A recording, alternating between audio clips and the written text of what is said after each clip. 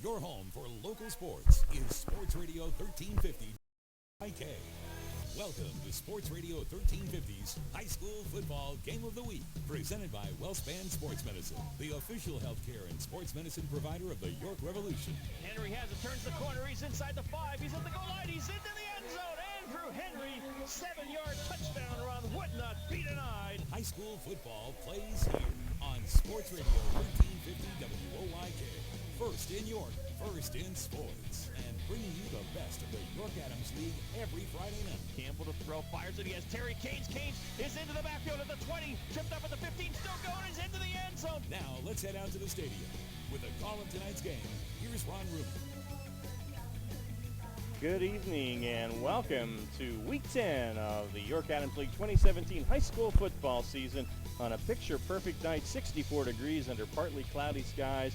It is perhaps the best rivalry in all of York Adams football, Dallastown and Red Lion. Ron Rubin here with Gareth Hissong on the High School Football Game of the Week presented by WellSpan Sports Medicine, and glad you're with us. And in addition to the rivalry, Gareth, a lot on the line tonight. The winner of this one will tie for the Division I championship with the winner of the York High and Central game, and also a lot on the line in terms of the district playoffs. In 6A, Red Lion, the 3 seed, they're going to make it regardless, but a win certainly guarantees them a home game, which was very desirable.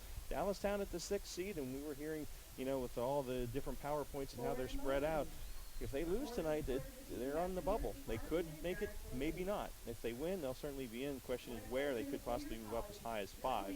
So that's what's on the line tonight in addition to the rivalry. And you played in some of these games. The juices always flow for that season-ending game against the arch rival. Can't beat it. You have everything you want here tonight.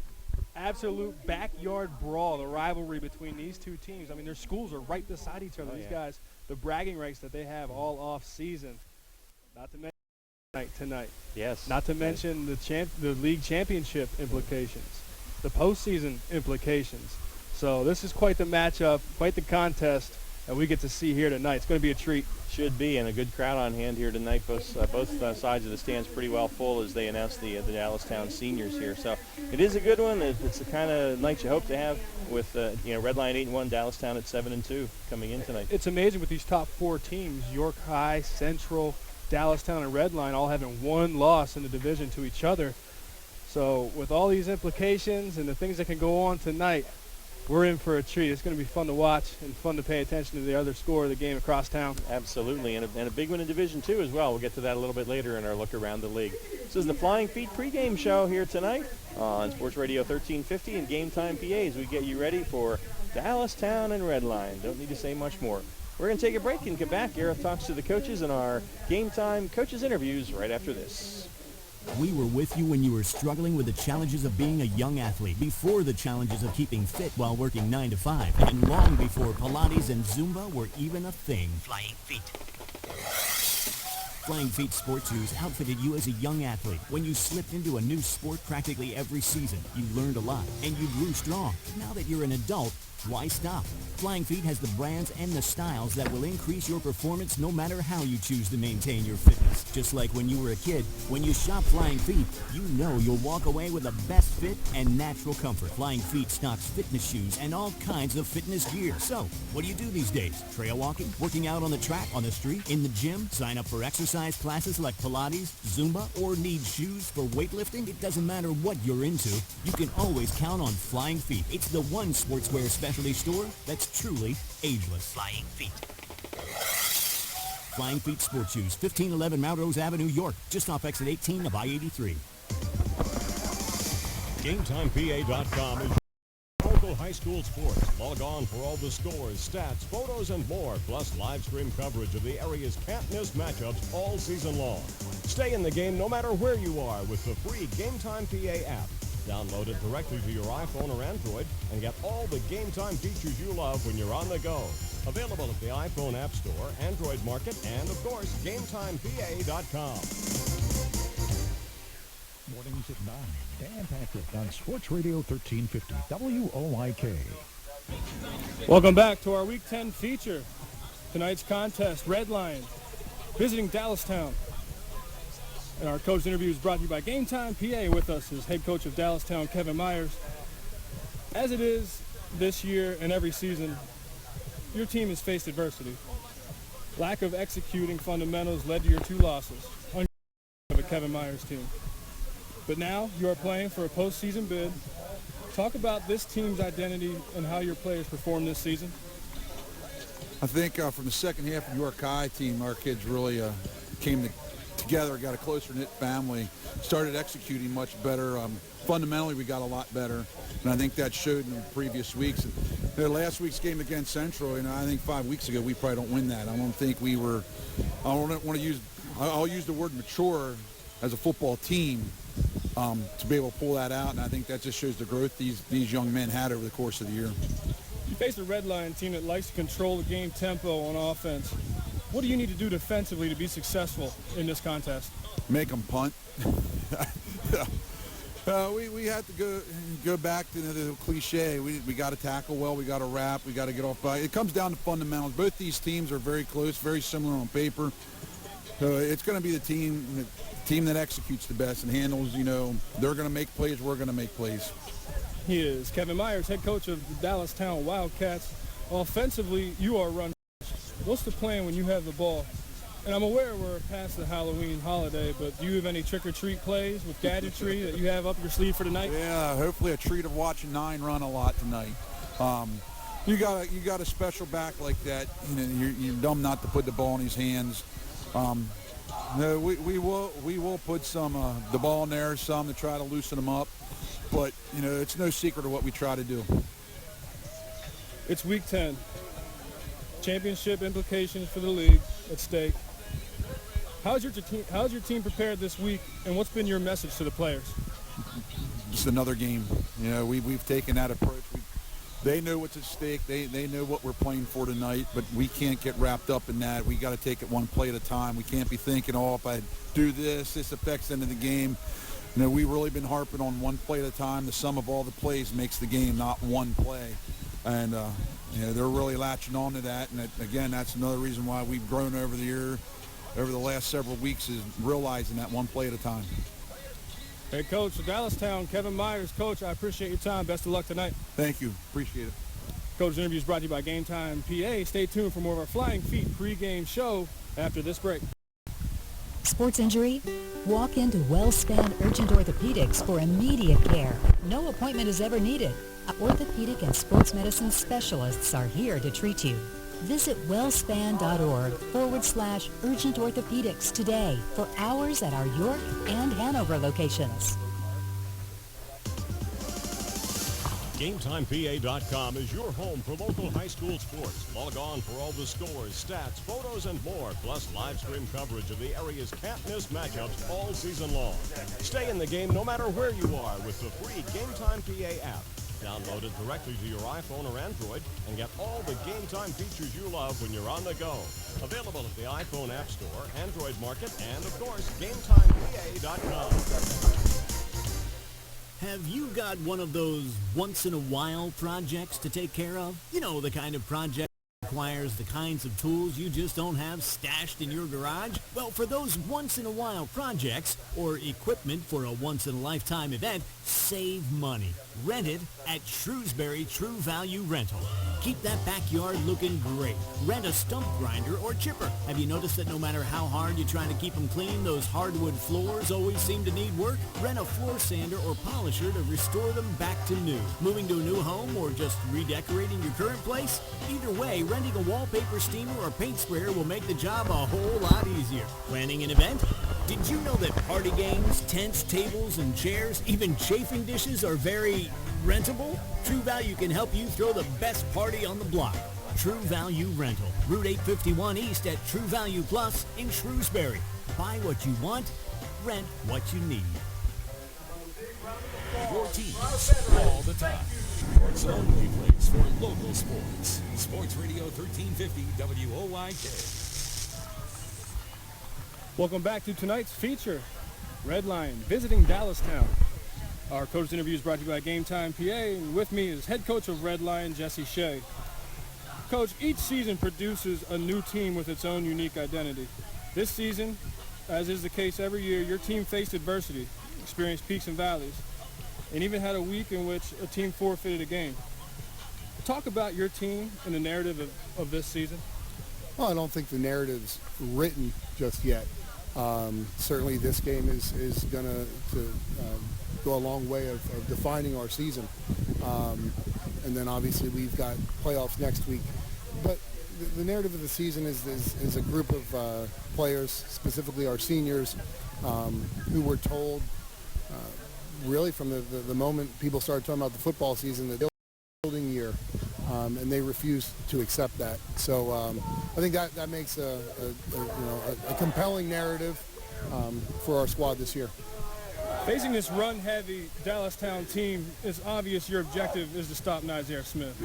Talk about what makes him such a talented asset at running back and your strategy on defense.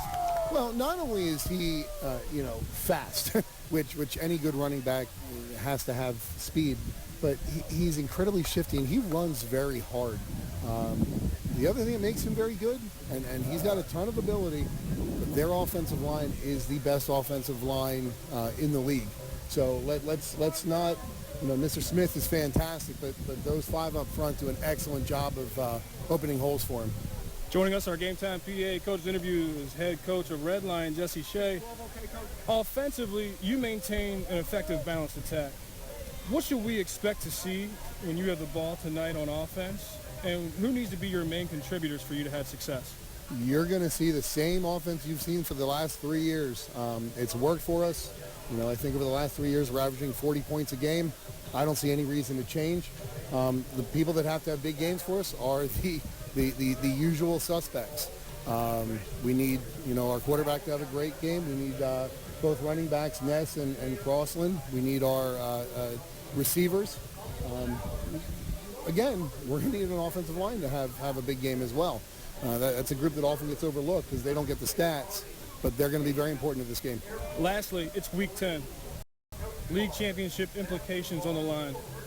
What was the message and mentality during the preparation this week? Well, it's kind of funny because everyone knows what this is. Not only is it the rivalry, but now you throw a division title on the line as well.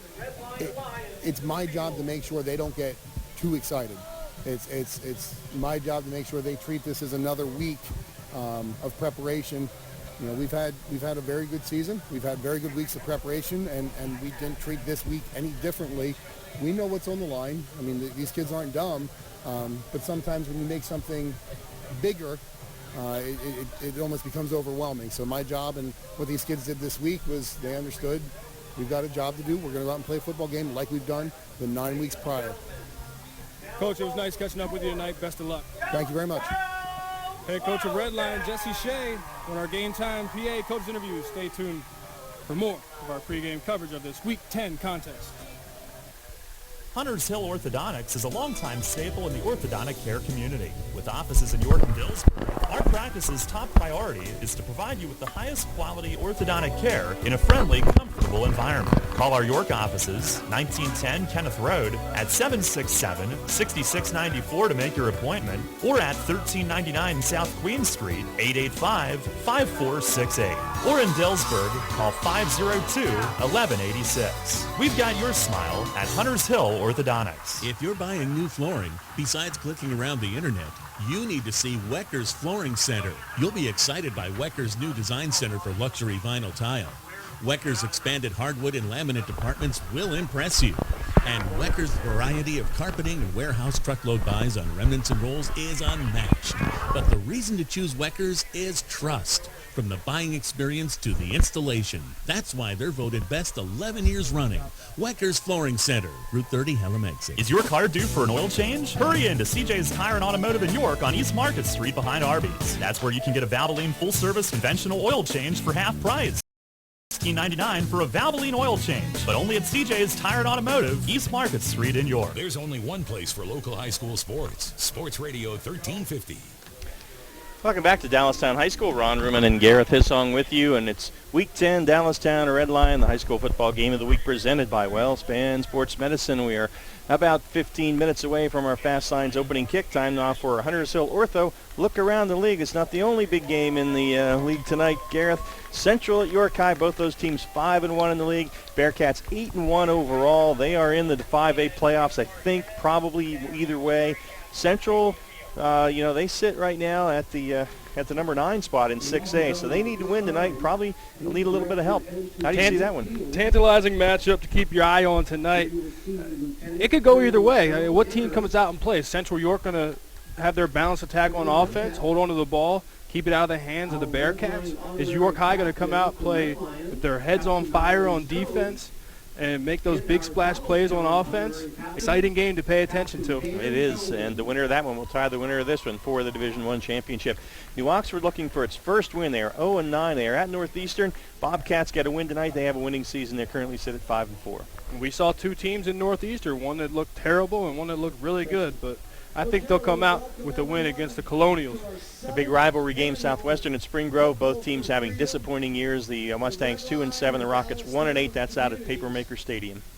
Even with these records, not accustomed to seeing that with these 2 teams, but a very fun matchup and rivalry at Spring Grove. All right, Division II titles on the line tonight. Dover is at Susquehannock, both undefeated, 5-0 in the division. The Warriors 7-2 overall. They should be in the playoffs in 4A. They currently have the 6th seed, so probably either way they are in. A win maybe moves them up a slot. Dover 6-3 overall. They're the 10 seed currently in 5A. They need to win and need a little bit of help to get in the districts, but the winner of that one is the Division II champ. This is a neat matchup. Dover typically is good year in and year out. Susquehannock traditionally has had very good teams, but has been on a slide for years, so it's good to see them back being competitive. Interesting matchup at Susky. It is. Gettysburg at West York. The Warriors 6-3. They are probably not going to get into the district playoffs, although it is possible. They're a 10 seed right now in 4A. West York just 2-7, but the Bulldogs have lost 2 tough games in the last 2 weeks to Dover and Susquehannock. They actually had the lead in both of those games in the second half. 2 teams that faced a lot of adversity this year. I expect the Warriors, Gettysburg, to come out with a win. Columbia at Kennerdale, non-league game. The Rams need a win to get a 5-5 record this year. Yeah, these 2 teams right across the river from each other. Fond Grove a little bit farther south, but interesting matchup. All right, in Division III, Littlestown's at Fairfield. The Bolts win tonight. They win the division. They're 8-1. Bolts should lock this up and come out with a win against Fairfield. All right, Biglerville's at Bermudian. Bermudian 6-3. Biglerville just 1-8 this year. Bermudian will be most likely in the district playoffs. They're the 4 seed. They need a win to sew up that number 4 spot. Littlestown, by the way, the 3 seed. They should be in AAA. So Bermudian, year in and year out, is a regent in this division, so I think they'll come out with a win for sure against the Canners. Delone, your alma mater, is at Hanover. Delone probably not going to make the districts unless Newport gets upset. Hanover needs a win to have a winning season. That's a rivalry game. Delone's a better team, and they should win, but heads up with that rivalry. You never know. And York Catholic right now, the number 1 seed in District 3 AA, 7-2. A win and a Littlestown loss. They tie for the division title at York Farm. The Irish will take care of business. They'll execute and get a win. All right, that's our Hunters Hill Ortho look around the league as we get ready for Dallastown and Red Lion tonight in the high school football game of the week presented by WellSpan Sports Medicine. The starting lineups from Trish Hauser, your local State Farm agent, right after this. Hey, it's the good-looking genius at Broadway Transmission. You know what really grinds my gears? Perfectly good cars being thrown away just because the transmission went bad. My mind slips into overdrive when someone says, I'll just get a new car before I spend that kind of money on a transmission. What? According to Kelley Blue Book, the average price of a new car is $32,000. Now you're going to finance that, right? There's another $6,000 to $8,000. And if you drive it off the showroom floor, it loses 20% of its value immediately. Don't forget, you also have to pay sales tax, higher insurance rates, title and registration fees, and come up with $600, $700, $800 a month depending on your interest rates. For 5 years, and remember, you will still have to pay for the upkeep of the car. Brakes, tires, wipers, fluids, etc. Stop! Trade your transmission, not your car. Thanks, good-looking genius. You're welcome, ma'am. Broadway Transmission. We'll get your shift together and that dough. Visit us on the web at BroadwayTrans.com or stop in and see how it's done. Today it seems everybody is offering a discount on car insurance, but at what price? Reduced protection and personal service. At State Farm, you can earn discounts and still get full service and dependable protection.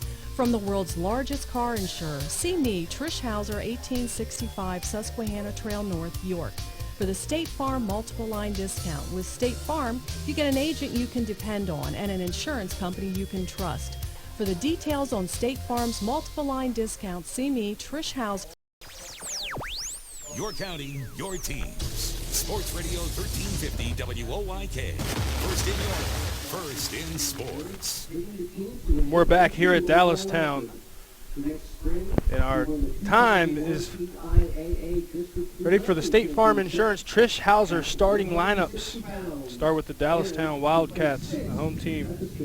The senior quarterback, junior running back, the law firm of Smith & Smith. Brett Smith at quarterback, Nizaire Smith at running back, fullback Noah Strine, wide receivers Josh Sebastian, Nathan Downey, tight end Ben Ward, offensive tackles Aaron Grazer, Lucas Skelly, guards Quentin Slider, and playing for injured Jonah Miller is Brian Edwards. The center, Ray Christus. On defense for the Wildcats, defensive line, Steve Warner, Lucas Skelly, Quentin Slider, Aaron Grazer, linebacking core, Nathan Downey, William Anderson, Ben Ward, Mason Figdor. The defensive backfield goes Josh Sebastian, Yazir Dixon, and Max Tyrell. On offense for the visiting Red Lions at quarterback senior Zach Throne, running back Zach Crossland, running back Tyler Ness, fullback Elijah Workinger, wide receivers Denny Dennison. And we have Ben Hornberger on our list as a starter. Did not see him warm up. We'll let you know with updates who's playing for Ben Hornberger. Offensive line goes Zarek Neese, Jared Miller, Jake Waltrip at center, Scott Wilt, and Nick Taylor. Defense for the Lions. On the defensive front, Bailey Royer, Zarek Neese, Nick Taylor, Evan Pauls. Linebackers, Jamel Foster, Elijah Workinger, Justin Dillon. At corner is Kobe Martin and Denny Dennison. Your safeties, Zach Crossland and Tyler Ness. Those are your Trish Hauser State Farm Insurance starting lineups. We'll be back with more of our pregame coverage after this. Flagger Force is looking for hardworking individuals who can safely control traffic through work zones. Start your career at Flagger Force earning $11.50 an hour and earn up to $400 in bonus just your first few months. No experience necessary. Flagger Force offers weekly pay, benefits, training, and advancement potential. Flagger Force is an equal opportunity employer, and the valid driver's license is required. Apply online now at flaggerforce.com. That's www.flaggerforce.com.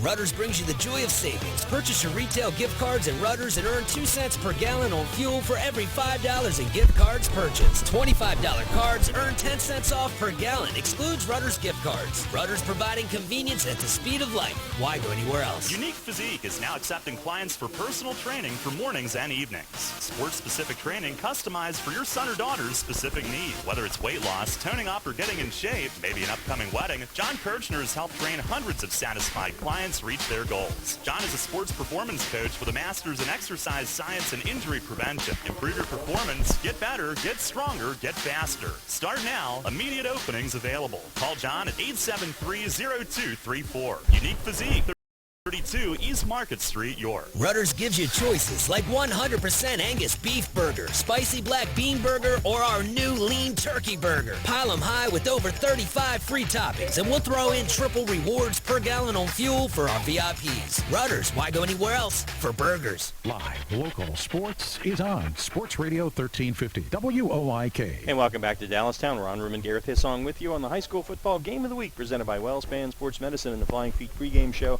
Getting ready for Dallastown and a Red Lion and a battle for Division I title, a share of it, and district playoff positioning. Time now for our YAIAA Keys game. Gareth, we heard from both the coaches. Let's get your take first of all for the homestanding Dallastown Wildcats. What are their keys? Dallastown, it's all about executing fundamentals. It's going to be a boring night for our keys to the game, but that's what it's all about. They're going to have to come on defense, face this Lions attack that is balanced, can hit you with a lot of different playmakers. Right. Ness in the backfield, Crossland, Workinger, Throne. No throw to those guys out of the backfield. Throne is a dual threat quarterback. So they're going to have to tackle in space and have those key fundamentals executing on all cylinders for Dallastown to be successful. And they're missing one of their key guys tonight, Jonah Miller, 6'3", 280-pound senior at guard. Brian Edwards in there for him, and Brian a senior as well. But they lose about 65 pounds and a guy that was kind of a stud in there for them. And not only losing the weight, but he was the best offensive lineman they had. Yeah, so we'll see how that impacts them. All right, are your key keys to the game? And a captain. Yes, right. are your keys to the game for the Red Lion Lions? Lions, it's all about keeping up with the Smiths tonight, right? Yeah. Brett Smith at quarterback, Nazir Smith running back. Nazir Smith had a record-setting week last week for rushing yards in a game and rushing yards in a season for Dallastown.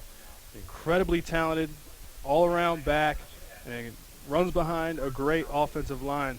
So Dallastown is going to have to stop that Red Lion is going to have to stop Dallastown's running attack. All right, and the coin toss has been had. Dallastown won and they are deferring, so Red Lion will take the opening kick. They'll head right to left in our Stony Brook Family Restaurant first quarter that comes your way in just a few minutes after our Fast Signs opening kick. Red Lion Dallastown is up next on the High School Football Game of the Week presented by WellSpan Sports Medicine on Sports Radio 1350 WOYK and Game Time PA. Is your car due for an oil change? Hurry in to CJ's Tire and Automotive in York on East Market Street behind Arby's. That's where you can get a Valvoline full-service conventional oil change for half price. That's just $16.99 for a Valvoline oil change, but only at CJ's Tire and Automotive, East Market Street in York. Sports injury? Walk into WellSpan Urgent Orthopedics for immediate care. No appointment is ever needed. Our orthopedic and sports medicine specialists are here to treat you. Visit wellspan.org/urgent orthopedics today for hours at our York and Hanover locations. Since 1902, the Seltzers family has smoked and cured their delicious original and sweet Lebanon bologna the old-fashioned way. Seltzers all beef Lebanon bologna never uses fillers, but always uses real hardwood smoke in their old world wooden smokehouses. 3-day smoking gives Seltzers that unmistakably unique flavor. Find them in your favorite grocer's deli or meat department and get some today. Seltzers Lebanon bologna. Get the good stuff. Every day, Fast Signs helps businesses like yours with their visual communications. We ask the right questions, recommend smart solutions, and help you build your business. Our knowledgeable consultants uncover your communication challenges and provide visible solutions. At Fast Signs, we're innovators, planners, and designers. We're more than fast, more than signs, and we're more than ready to help. Contact Fast Signs today. Visit our store next to Sam's Club in East York or visit us online at fastsigns.com. There's only one place for local high school sports. Sports Radio 1350. And we're back at Dallastown. Ron Room and Gareth Hissong here. Just a couple moments away from kickoff. It's Military Appreciation Night here. The Freedom Bowl and the colors are being presented now by students from Dallastown Area High School, I do believe. And in just a moment, we will have the national anthem. We have an honor guard of veterans and first responders ushered the teams onto the field tonight. They've been doing this for several years here in this rivalry game, and it continues here tonight. And now have our national anthem. As our marching band under the direction of James 007 Booger perform tonight's two-part musical salute to the national anthem and the Dallastown High School alma mater.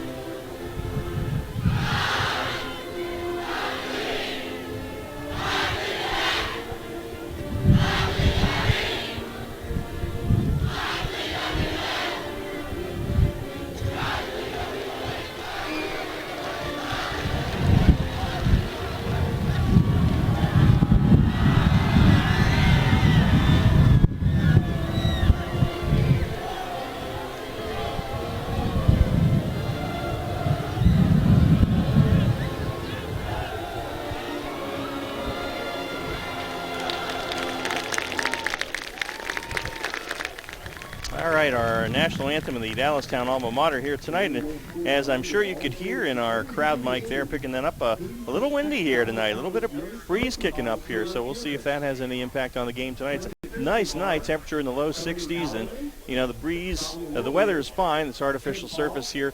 Good, the breeze can always affect the passing game a little bit, but certainly, Garrett, the temperature not going to be a factor here tonight for the first Friday in November. It's pretty nice weather. Gorgeous weather outside, the wind moving from our right to left towards the south end zone. Some throwing tonight. Also the special teams game and the kicking. As we heard from Coach Kevin Myers, he hopes to see a lot of punts from that Red Lion offense tonight. Yeah.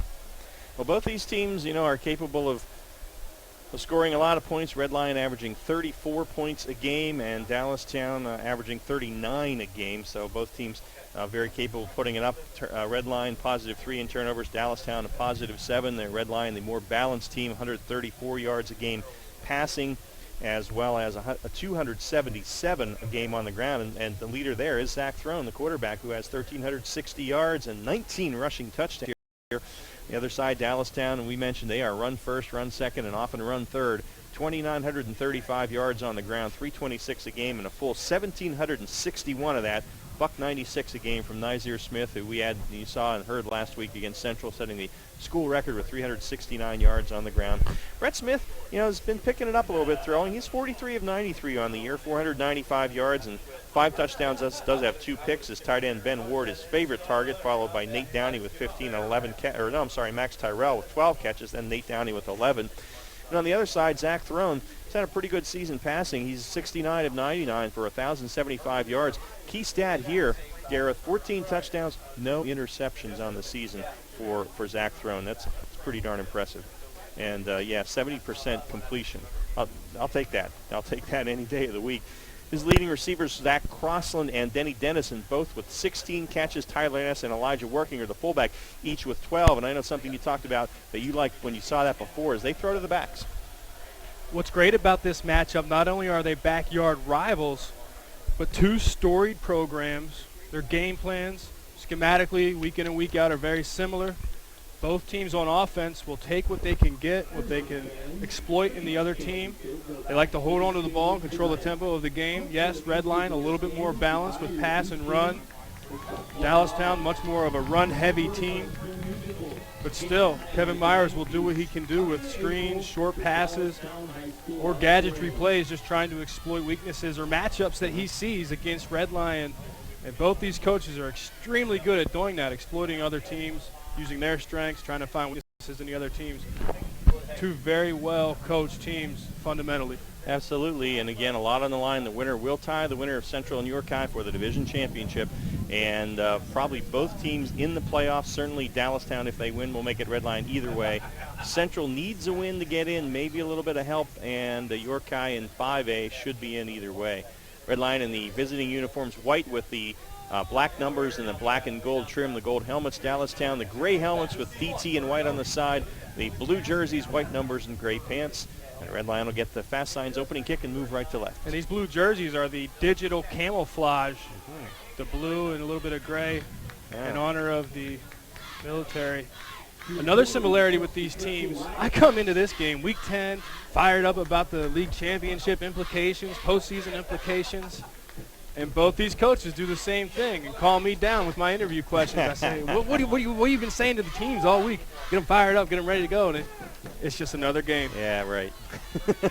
Well, Keenan Fullerton will kick it. He has 5 touchbacks.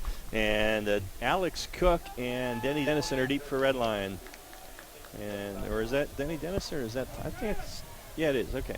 So we're just about ready to roll with our fast signs opening kick in our Stony Brook Family Restaurant first quarter. Fullerton approaches the ball and puts the boot to it, and he squibs it, bounces at the 20, taken by one of the up men, and he's across the 25. That's Guerreri out to the 40-yard line. Devin Guerreri on the return on the stop for Dallastown. We had Matt Asabayer and Juwan Johnson.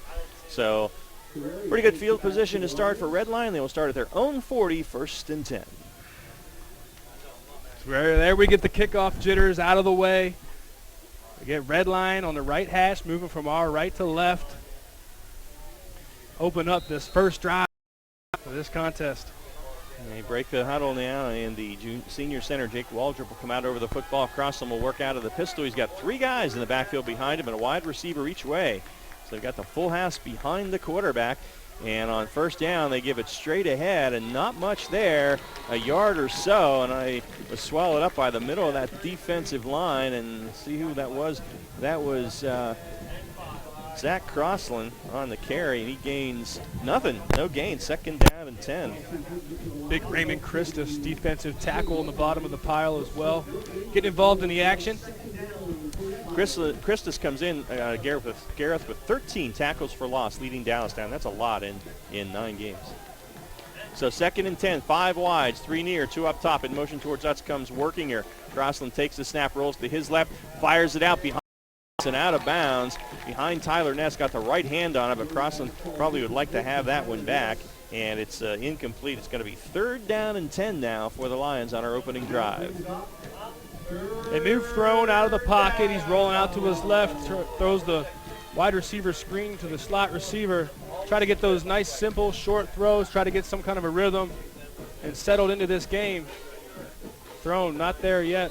An errant throw, incomplete in the backfield. So 3rd and 10. See if they go to the air here on 3rd and long. They'll split a wide receiver each way. A couple guys in the slot up top.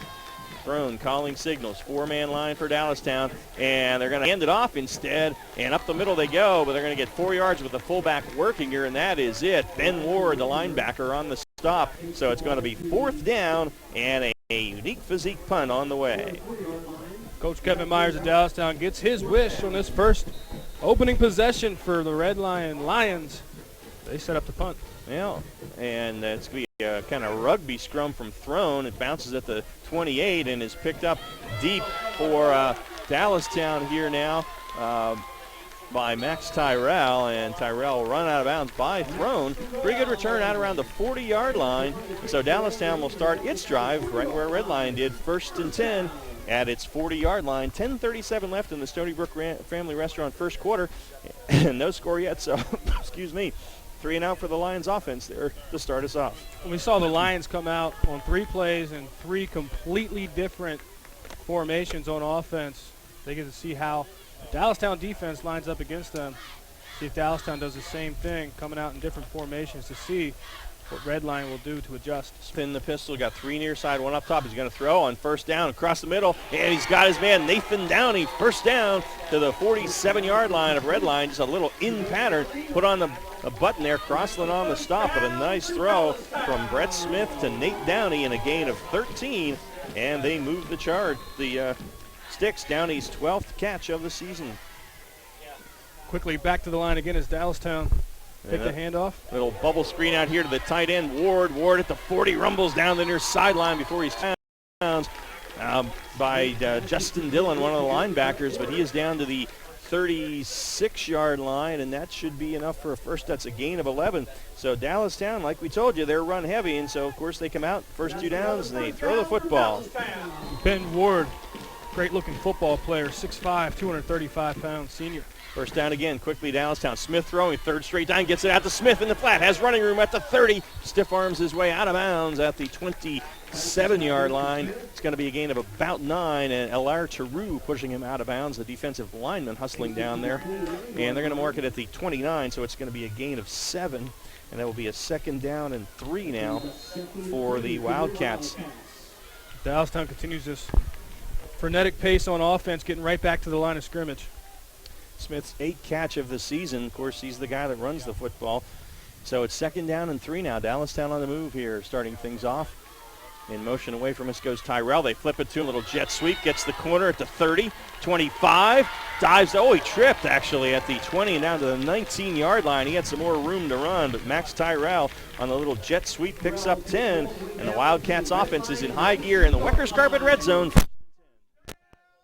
Got to watch out for that paint. Sometimes those lines will jump out and trip you up on the football field. That's right. Got Max that time.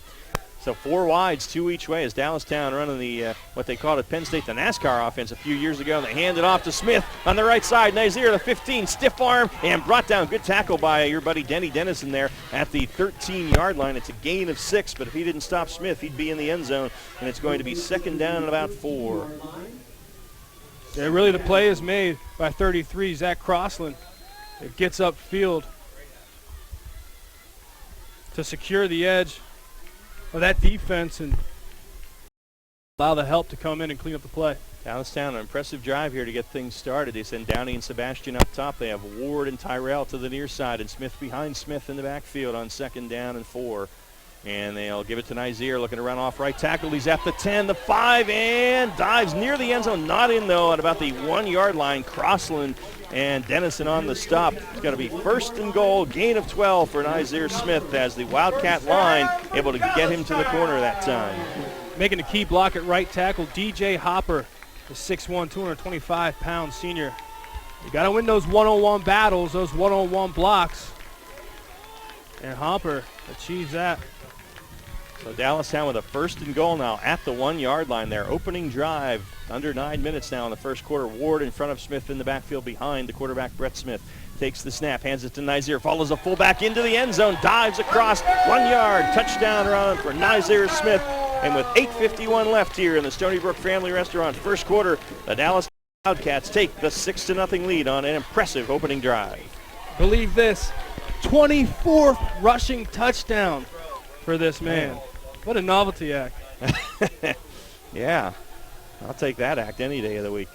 Mitchell Groh on for the PAT out of the hold of David Geppe. And the kick is up, and it's good. 8:51 left in the Stony Brook Family Restaurant first quarter. Dallastown 7, Red Lion nothing on the high school football game of the week. Presented by WellSpan Sports Medicine on Sports Radio 1350 WOYK and Game Time PA. Hunters Hill Orthodontics is a longtime staple in the orthodontic care community. With offices in York and Dillsburg, our practice's top priority is to provide you with the highest quality orthodontic care in a friendly, comfortable environment. Call our York offices, 1910 Kenneth Road, at 767-6694 to make your appointment, or at 1399 South Queen Street, 885-5468. Or in Dillsburg, call 502-1186. We've got your smile at Hunters Hill Orthodontics. Hi, this is Dan Patrick. Join me weekday mornings at 9 on Sports Radio 1350 WOYK. We're back at Dallastown. Ron Rubin, Gareth Hissong with you. Our Fast Signs kick coming from Mitchell Groh. After an impressive opening drive from Dallastown, we'll get the Browns Orchards and Farm Market scoring recap in just a second as Groh approaches the football here on the left 40-yard line and boots it. This was high end over end, and Dennison is going to circle under at about the 6, comes up the far hash, hesitates at the 20, cuts the outside, and weaves his way out to about the 26 or 27-yard line. Hustling down there to make the hit for Dallastown was Taj Wade, and it's going to be 1st and 10 for Red Line at their own 27-yard line. Scoring recap, Gareth. Talked about effectiveness on offense. 7 plays, 60 yards, a minute 46 off the clock. The drive is finished with a 1-yard touchdown run for Nizier Smith, his first of the night. I'm sure he's got more coming. And Brett Smith was 3 of 3 for 31 yards passing in that opening drive, too, and that was a key. All right, Red Line answer at their own 27, and Throne puts a man in motion. It's Crossland, fires it out here as the screen. He's got some blockers. He's at the 30 and pushed out of bounds around the 35-yard line. They're going to make him look like about the 34, pushed out by Yazir Dixon, and it's going to be a gain of about 7, and it'll be 2nd down and 3 from there. Fight fire with fire. We saw Dallastown's last possession throwing a lot of those screen passes, as Red Lion throws a screen pass to Zach Crossland, try to loosen up this defense. Yeah, Crossland, his 17th catch of the year, is now the leading receiver for Red Lion on the season. They set up with 3 wides here on 2nd and about 2. They marked that to the 35, so he gained 8. Dennison in motion away from us. And they're going to throw it out to Denny, a little screen out there. And he makes a move on Tyrell as a 1st down and more. Crosses midfield. Dennison down the far sideline. Has Dixon to beat. Cuts back into the inside of the field and is finally caught by Sebastian and Ward at the 11-yard line. Nifty run by Denny Dennison. 52 yards on the play. And it's 1st and 10 as Red Lion enters the Weckers Carpet red zone. What a special play. You see these teams just trying to get it to their playmakers in space and let them do the rest. Great job making guys miss. Bringing it down inside the red zone. Last year you talked about Denny Dennison, his plays on offense and defense. And there was a guy who just probably had a 5 or 6 yard gain for a 1st down, made a nifty move, and then showed some speed. I'm not sure I knew he had. He's just a great football player. He might not have that track speed, but he's got football speed. 1st and 10 at the 11 now. And Crossland rolling to his left, gonna run, has to backfield as Figdor is there at the 10 and brought down at about the 9. Max Tyrell brings him down for a 2-yard gain, but Mason Figdor pushed that one back into the backfield. There's Figdor coming upfield, securing the edge of that defense, allowing the help come in from the inside, clean up the play for a minimal gain. Tyrell, the safety, averages better than 5 tackles per game, tied for second leading tackler on the squad. Excuse me, second and 8 now from the 9-yard line. And 2 wides each way. Crossland in the pistol, he has working into his left, so basically an empty backfield. Crossland takes the snap, dropped it, picks it up now, and he's hit the backfield by Figdor, and it's going to be cleaned up there for the Dallastown Wildcats by Lucas Skelly, the 6'1", 260-pound defensive tackle. And they're going to drop this, see where they mark him here. I think around the 10. And they'll mark it at the 11, so a loss of 2, and it's going to be 3rd and 10 from there. The Red Line has Zach Throne at quarterback. He's a dual-threat guy. So you spread out the defense, leave him in the backfield by himself. They try to go with the quarterback draw. Dallastown, too familiar with this team. They know what's coming. And Jason Nazarenis, who's in there for Hornberger tonight on the top of the formation with Dennison and Crossland and Jamel Foster, and working her to the near side. And, we have a man moved. Yeah, that's going to be movement on the left or the right side of that offensive line as the guy went from a 3-point to a 4-point stance. You can't do that. It's Jared Miller, a sophomore up there, 6'2", 235-pound sophomore right guard. That's the illegal procedure, and that's going to move him back to the 16-yard line. It'll be 3rd down and 15 from there. The young guy, the sophomore, not able to hold his water, guilty of the infraction.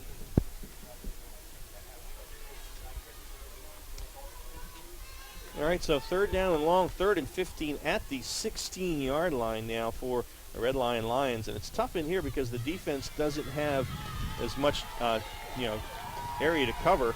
Elijah Workinger has a 41-yard field goal this year, so we'll keep that in mind. On 3rd and 15, Throne, gonna throw, fires for the end zone. Foster has a step, and did he hold it? Brought it in? Yes, he did. Jamel Foster got a step on Yazir Dixon in the end zone. Foster is a big guy, and he was able to pull that one in. Jamel, a basketball player, he's 6 feet, 181 pounds, and a 16-yard touchdown pass from Throne to Foster, and it's 7-6 Dallastown pending the extra point.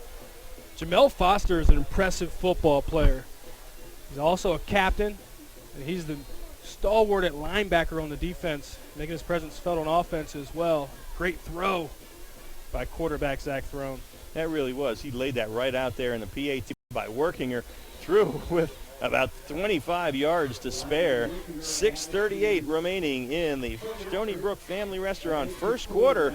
It's Dallastown 7, Red Lion 7. It's a dandy. We're back on the high school football game of the week presented by WellSpan Sports Medicine right after this. Brown's Orchards and Farm Market in Loganville was built on teamwork, commitment, and passion. For over 65 years, Brown's has been a delicious destination for hand-picked fruits and award-winning bakery treats. As we celebrate football season, make Brown's Catering your tailgating headquarters for barbecue, party trays, wings, steamed shrimp, giant 2-foot subs, and more. Brown's applauds every football player, coach, cheerleader, band member, and parent for your teamwork, commitment, and passion for the game. Come to Brown's in Loganville to celebrate the big win. BrownsOrchards.com.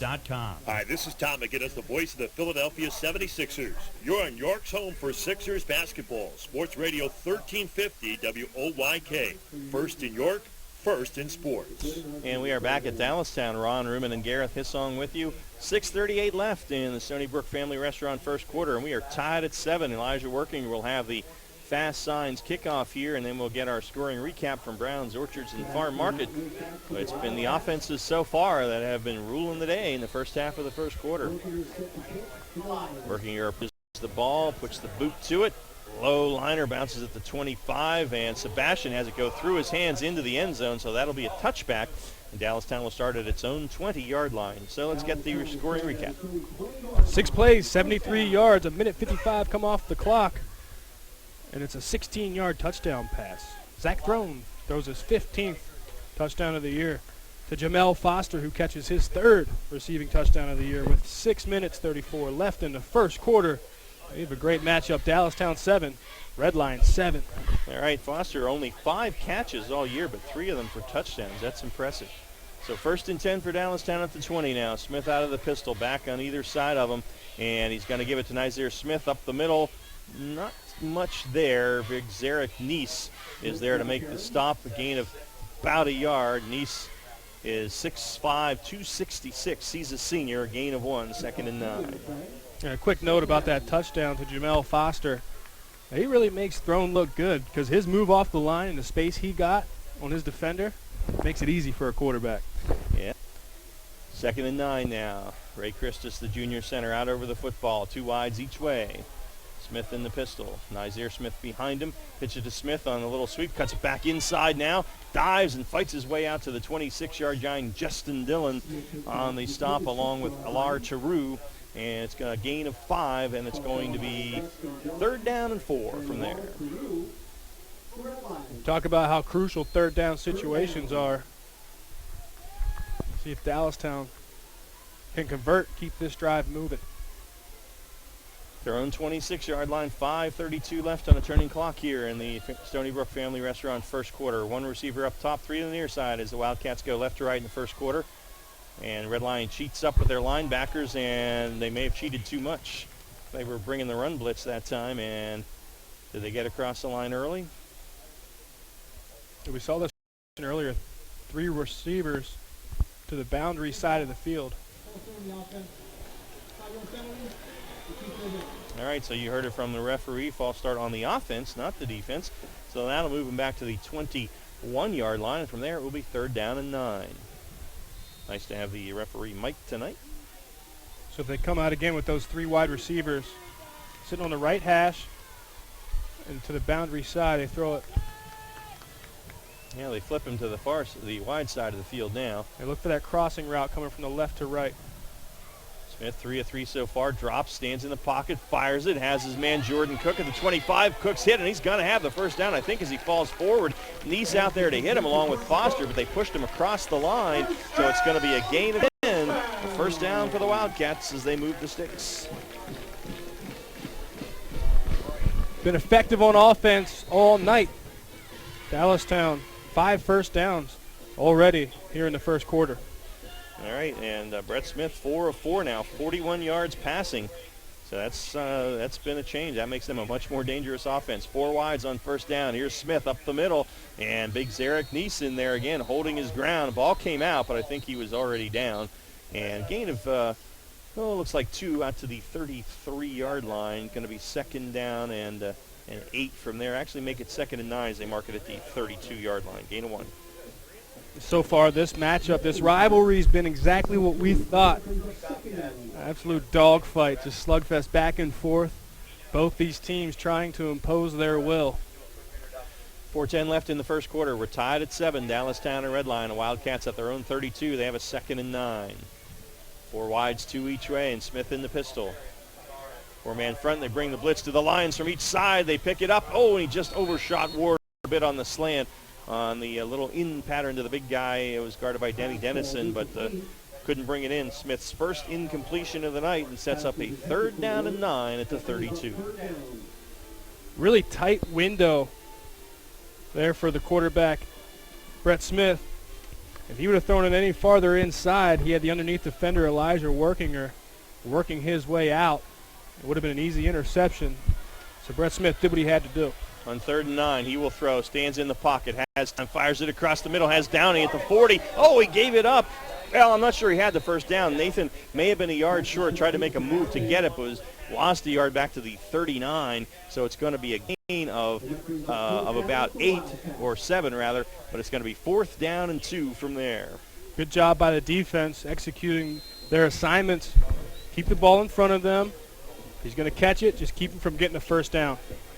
So on to punt, Mitchell Grove for Dallastown. Denny Dennison is deep for the Lions. We know he's dangerous. A little bit of a high snap. Grove brings it down and gets it off. Boy, it's a low spinner, though. Hits about the 47. Does take a Dallastown bounce inside the 40 and will settle at the 35-yard line. So Red Lion 1st and 10 from there. Still tied at 7. 3:14 left here in the Stony Brook Family Restaurant first quarter. 3rd possession here for Red Lion. Their opening possession, they went 3 and out. 2nd possession went 6 plays, 73 yards, and finished with a touchdown score. which is why we are knotted up at 7 with 3:14 left in the first quarter. Red line on the right hash, moving from our right to left. We'll go to work, 1st and 10 from the 36-yard line. It's been a fun game so far, as we probably expected. So Crossland working out of the gun here and has thrown. Gives it to Ness and dropped it, and Figdor's on it. An inside handoff to Tyler Ness. The handoff was not clean, and Mason Figdor, the linebacker, the senior, comes away with it. And so a turnover, and so often turnovers are keys in these big games, and Dallastown gets the first one tonight, and the Wildcats will be in business at the Red Lion, 34, 1st and 10. First big mistake for Red Lion. We see the turnover, having issues at the mesh point with the handoff.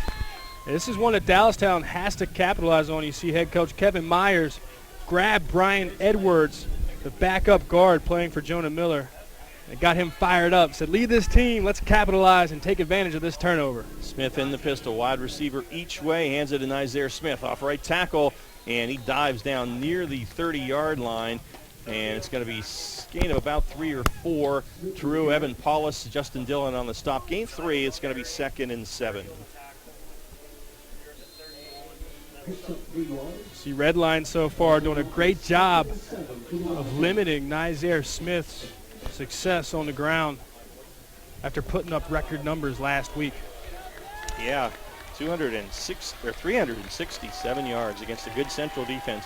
2nd and 7 now. Fake it to the fullback Strine. Give it to Smith. Getting outside and left side is going to be hold in the backfield, though. This one I think is coming back. Smith near the first down before he's tripped up by Jason Nazarenas, but I believe this one's going to be coming back with a hold from the 35-yard line, and that'll set it up for a 2nd down and about 21 for the Dallastown Wildcats.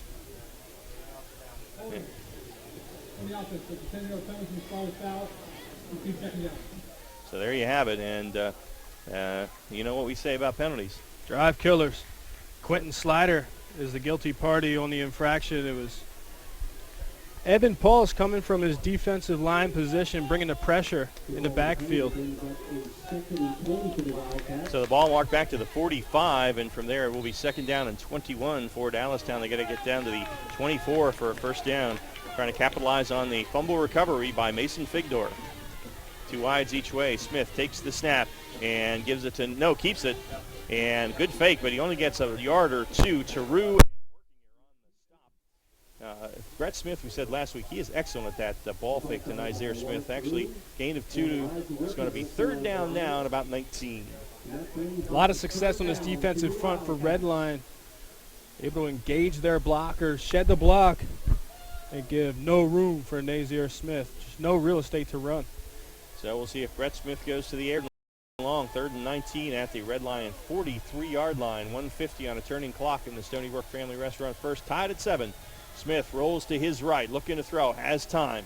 Fires it deep downfield, now going for Tyrell. Batted away by Dennison. Dennison was helping out on the coverage with Crossland. Got the right hand up there and swatted it away.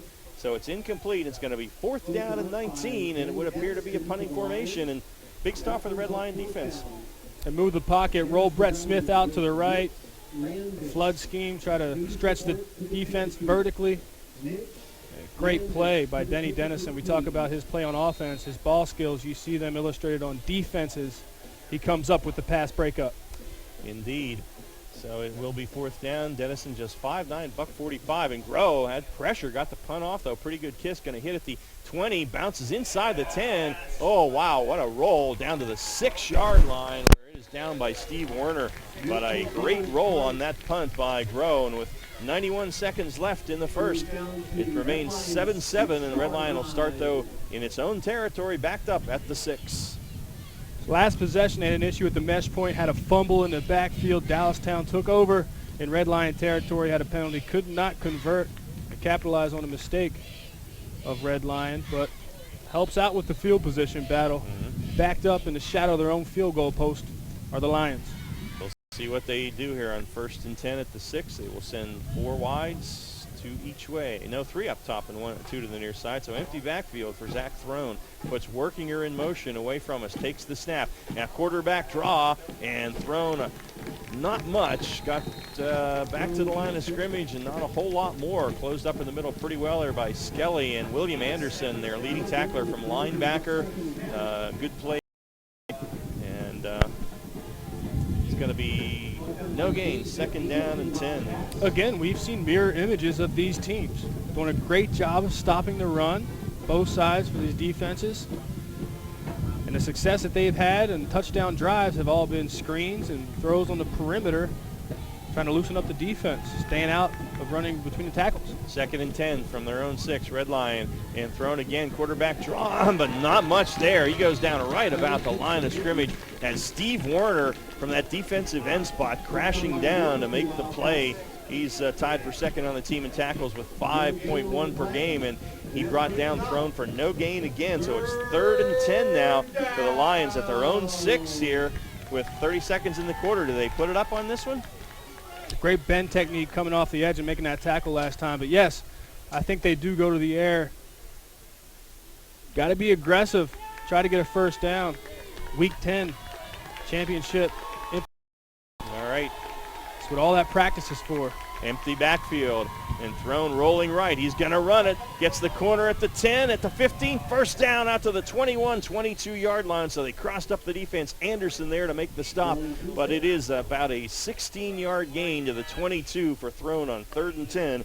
And that will move the sticks. And that will be 1st down and 10 for the Red Lion Lions when we start the Broadway transmission 2nd quarter. After 1, we are tied. Red Lion 7, Dallastown 7 on the high school football game of the week presented by WellSpan Sports Medicine on Sports Radio 1350 WOYK and Game Time PA. Serving York for over 50 years, Vito's Pizza. Check out their daily lunch specials Monday through Friday, 11 till 2. 2 slices of pizza and a small soda, only $3.99, or a small sub for only $4.25. Monday night, 2 large cheese pizzas for only $15.99. Tuesday, a large stromboli and large pitcher of soda, just $11.99. Wednesday, a large cheese pizza and large pitcher of soda, just $11.49. Vito's open till midnight, Monday through Thursday till 1 a.m., Fridays and Saturdays. Dine in at 1734 South Queen Street, York, or get carry-out. Call 843-1143. Is your car due for an oil change? Hurry in to CJ's Tire and Automotive in York on East Market Street behind Arby's. That's where you can get a Valvoline full-service conventional oil change for half price. That's just $16.99 Valvoline oil change, but only at CJ's Tire and Automotive, East Market Street in York. Your county, your teams. Sports Radio 1350 WOYK. First in York, first in sports. We start the second 7-7 here. The other big one in D1 at Small Field in the 2nd quarter. York leading Central 7-6. The Division II championship game. Dover leading Susky 7-0 in the 1st quarter down in Glen Rock. Other scores. It's for Beauty and 6, Biglerville nothing in the 1st. Kennerdale 7, Columbia nothing in the 1st. Alone leading Hanover 14-0 in the 1st. Suburban 8, Eastern York nothing in the 1st. Gettysburg over West York 14-0 in the 1st. Fairfield out over Littlestown 6-0 in the 1st. That's what we have. So there you go. Our scoreboard from York Traditions Bank. Keep you posted, especially on that York High Central and Dover Susky games. Well, that last at the end of the 1st quarter, we see why Jesse Shea is a coach on the sideline and why Gareth Hissong is up here in the booth. 3rd and 10, I say go to the air, be aggressive. He knows his team much better than I do. Spreads out that defense, keeps in the hands of his quarterback, Zach Throne, get the 1st down. Well, Throne, as we mentioned, coming into tonight with a ton of yards on the ground. And on 1st down, a fire is out to Dennison, and Dennison out to the 35, 36-yard line. That's a gain of 14 and a 1st down. So they go back to the air and pick up 14. So Throne has hit Dennison twice for 66 yards tonight. 1st and 10. And as you mentioned, Throne on the ground this year had 1,360 yards coming in. Going to one of his favorite targets, dependable Denny Dennison, the 5'9", 145-pound senior. Great executor of fundamentals. Now taking the receiving lead back from Crossland. It's his 18th catch of the year. And Throne rolls left, throws it to Ness. And a little kind of a pass out into the flat. And he's rolled out of bounds at the 42-yard line. That's going to be a gain of 6. It'll be 2nd down and 4 from there. Anderson again on the stop for Dallastown. Their leading tackler on the season. Anderson coming into tonight with 6.5 stops per game. That was the same play the Red Lion ran on their second play of their first possession. It was incomplete as they were trying to get thrown settled in. You see him much better with his mechanics now as he's getting a rhythm at quarterback. He's 5 of 6 tonight so far. We mentioned 70% completion percentage coming in. He fires it out again, a flanker screen. Dennison has it. 45, first down at the midfield stripe and tossed out of bounds by Justin Atwood right at the midfield stripe. But that is going to be a gain of 13 and a first down for the Lions. So again, not much success between the tackles. You see Red Lion going to these screen passes, trying to open up the defense, get on the perimeter. Just get the ball to the playmakers in space. They mark it at the 49 of Dallastown, so it's a 14-yard gain and a first down as the Lions cross midfield. Still tied at 7, 10:40 left in the Broadway Trans second quarter. 3 in a bunch up top now for Crossland behind him. One man fakes it, gives it to Dennison again on the flanker screen, gets a block, breaks the tackle, fights his way inside the 40 down to the 39-yard line. Going to be close to a first down. Max Tyrell and Mason Figdor on the stop. Now it is a gain of 10 and a first down. Dennison, just a little guy, but scrappy, and he picked up the 10 he needed. Impressive exhibition of execution on offense. It's Mason Figdor, linebacker for Dallastown, is identifying these plays, and he's getting himself in the right positions, but the execution on offense is beating the defense. First and 10 at the Dallastown 39-yard line now. Red Lion on the move, and they hand it off. Big hole. It's Crossland. Crossland is going to go into the end zone. He got a big hole at the line, and there was nobody in the middle of the field. No flags.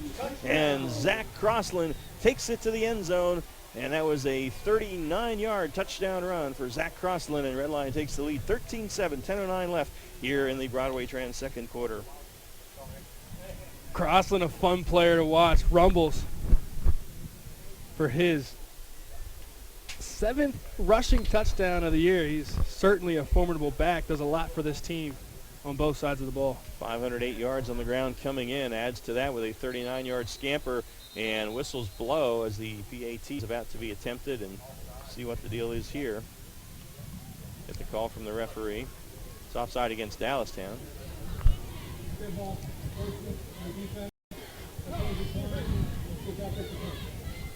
Well, they'll attempt the extra point again. We talked about these teams not being successful between the tackles. And there we saw Crossland right through the heart of the defense, right up the middle for 39 yards and a touchdown. Got a nice hole. Here's the snap, not a great one, but it's put in by Benster, and it's blocked. It is blocked. And it was picked up and run into the end zone now, but I don't believe Red Lion, they're not able to do that, are they, after it's blocked? The officials are talking about it. That's not a, yeah, that's a block. So Red Lion like celebrating like they got a 2-point conversion, but I don't believe they did. It was blocked by Nathan Downey, I think.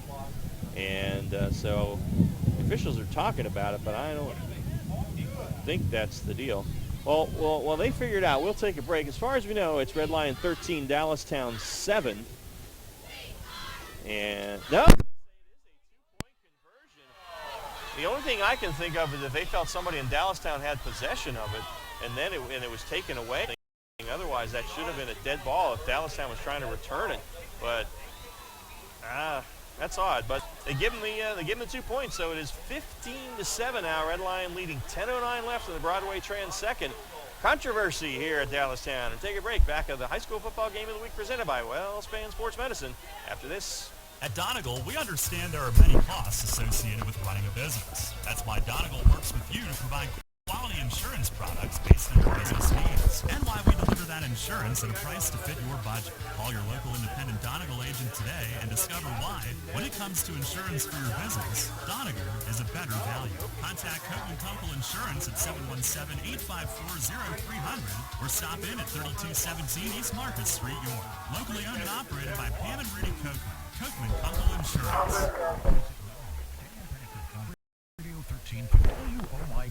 All right, well, we've had controversy in these games before. I remember a few years ago when Red Lion got kind of a phantom touchdown down here in this end zone when the guy stepped out of bounds at the 3, but they official didn't rule it, and that turned it around. Red Line came back and won that thing.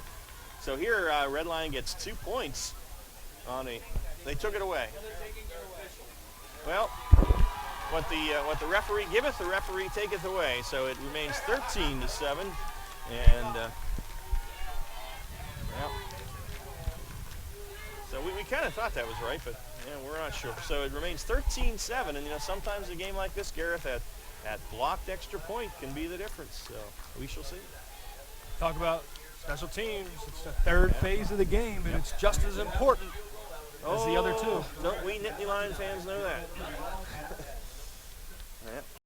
Here worked on our side. This year, not so much. All right, we're going to have a Fast Signs kick. Then Gareth will give us our Browns, Orchards, and Farm Market scoring recap here. And a great night for high school football here on the 3rd of November. And officials get it all straightened out here. So Elijah Workinger will kick it away here. Last little Halloween prank by these officials, trying to get things worked up. 16 touchbacks for Elijah Workinger as he lines up for his approach to kick it off. And he approaches the ball and puts the foot to it, a high end-over-ender, and that will be fielded at the 3. And coming straight upfield, this is Josh Sebastian, and good tackle by Jamel Foster, and a flag flies late. So we'll see what the deal here. That could be against Dallastown for a hit after the play. We'll have to see. We'll get it's a hold against Dallastown, I believe, so that's going to move it back. Wow, that came in late at the end of the play. Josh Sebastian, back in the day, the lead singer of the Lovin' Spoonful, and did the Welcome Back Cotter theme. Oh, here we go. Memory lane. Actually, that was John Sebastian. But Story time with Uncle Ron. Yeah, most people aren't old enough to remember anyway. So, all right, at the 15-yard line. 1st and 10 for Dallastown. So Red Lion started that last drive. Let's get the scoring recap because that was impressive. They started at their own 6. Was a nice drive as they travel.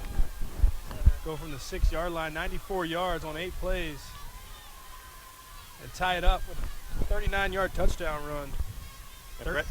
Brett Smith on a quarterback keeper. He's got a hole up the middle, and he's out to the 25-yard line, brought down by Justin Dillon. But a nice run and a gain of 10 for Brett Smith. Did he get enough to move the sticks? Yes, he did. 1st and 10. Sorry about that, Gareth. At our Browns, Orchards, and Farm Market scoring recap there. Brett Smith coming into the game had 393 yards on the ground. He has 12 tonight. 1st and 10 at the 25 now. Smith calling out the play. He's got 4 wide receivers, and here comes a blitz from Red Lion, and Nazir Smith up the middle, out to about the 28-29 yard line. Elijah Workinger on the stop, along with Tyler Ness. And they'll mark this at the 28, gain of 3, 2nd down and 7. A lot of physical football players in this contest. A lot of line, big rivalry, big hits. 2nd and 7 at the 28-yard line of Dallastown. 9:05 left in the second quarter. 13-7. Red Line blitz comes. Smith in trouble. Dillon has him and will bring him down. Justin Dillon on the sack back at about the 24-yard line, coming from his linebacker position, his 2nd sack of the season, and that will move him back to the 4, and it's going to be 3rd down and 11 from there. Talking about these physical football players on defense. Aggressive with the blitz. Bringing the captain, Jamel Foster, comes with the blitz. Also linebacker Justin Dillon, who gets home coming off the edge. Staying after it on defense. So 3rd down and long, 3rd and 11 for the Wildcats of Dallastown, trailing by 6 here. 8:25 left in the second.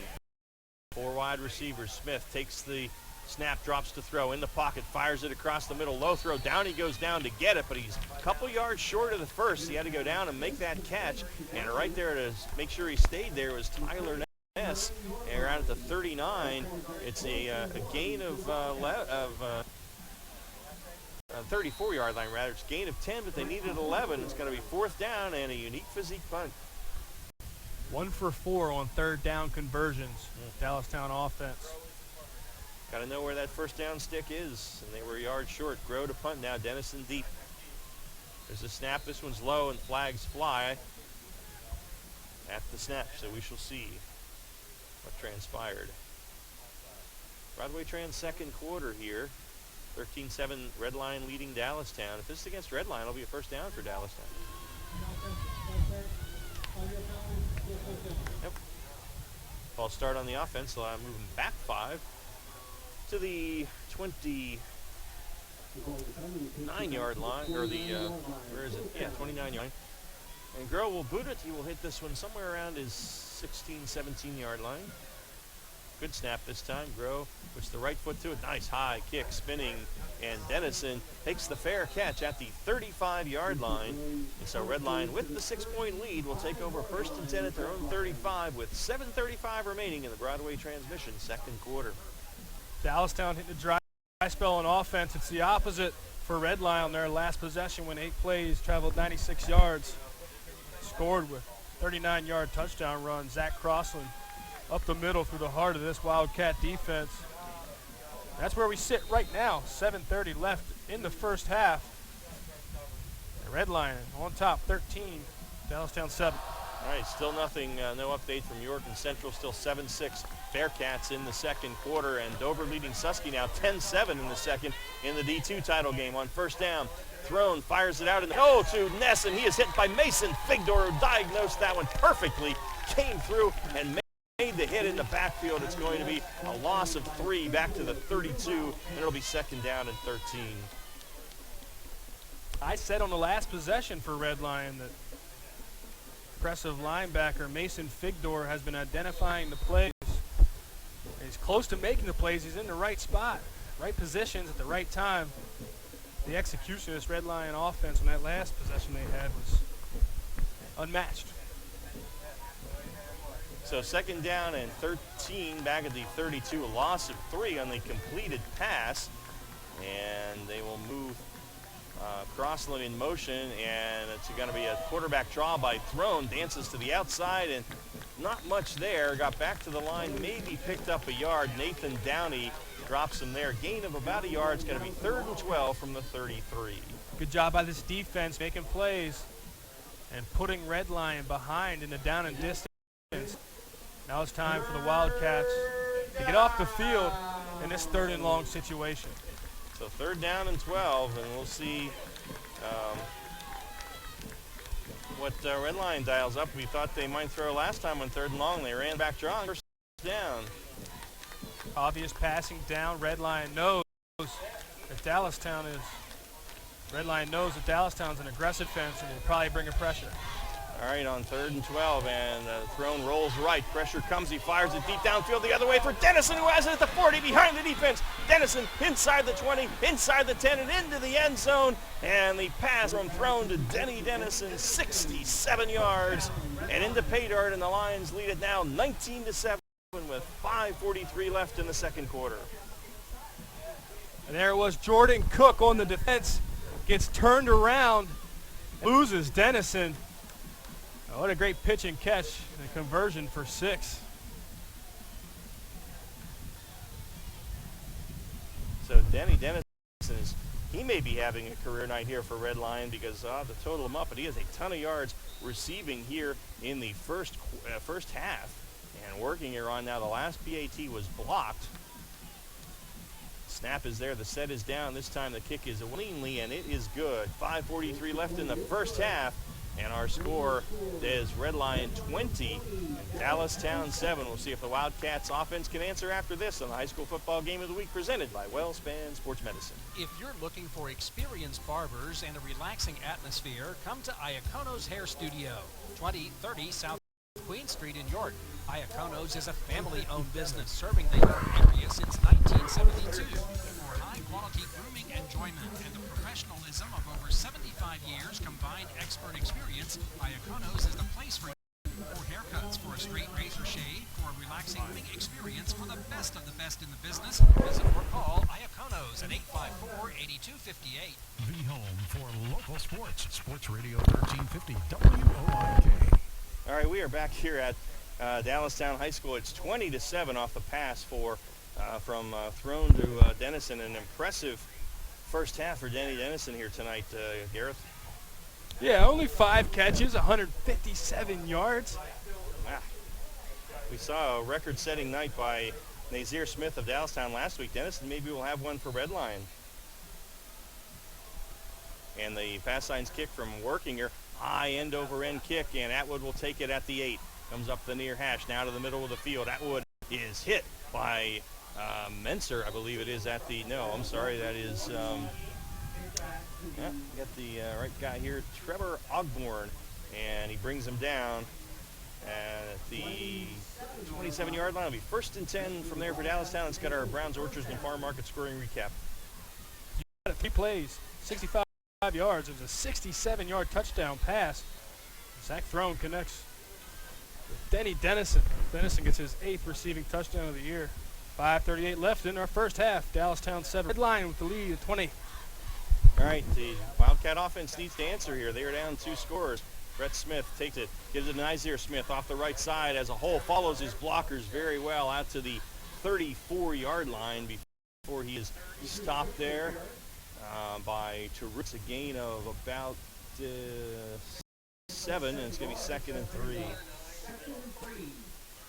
Going back to the fast-paced offense, back to the line of scrimmage, Dallastown. And Smith off the right side, but this time he is bottled up after a 1-yard gain. Good defense over there on the left side of the line for Red Lion as Jamel Foster on top. It's going to be 3rd and 2. Dallastown 1-4 on 3rd down conversions. Here they are with a 31. And Smith will go out of the pistol here. And he gives us a nice there. Smith off the left side, and he's close to the 1st down. He's thrown back as Crossland was there, Dillon was there, and Tyrell, and it's going to be end on the spot, but they're giving him the 1st down. They say he's got it, so nice there. Smith picks up enough to move the chains.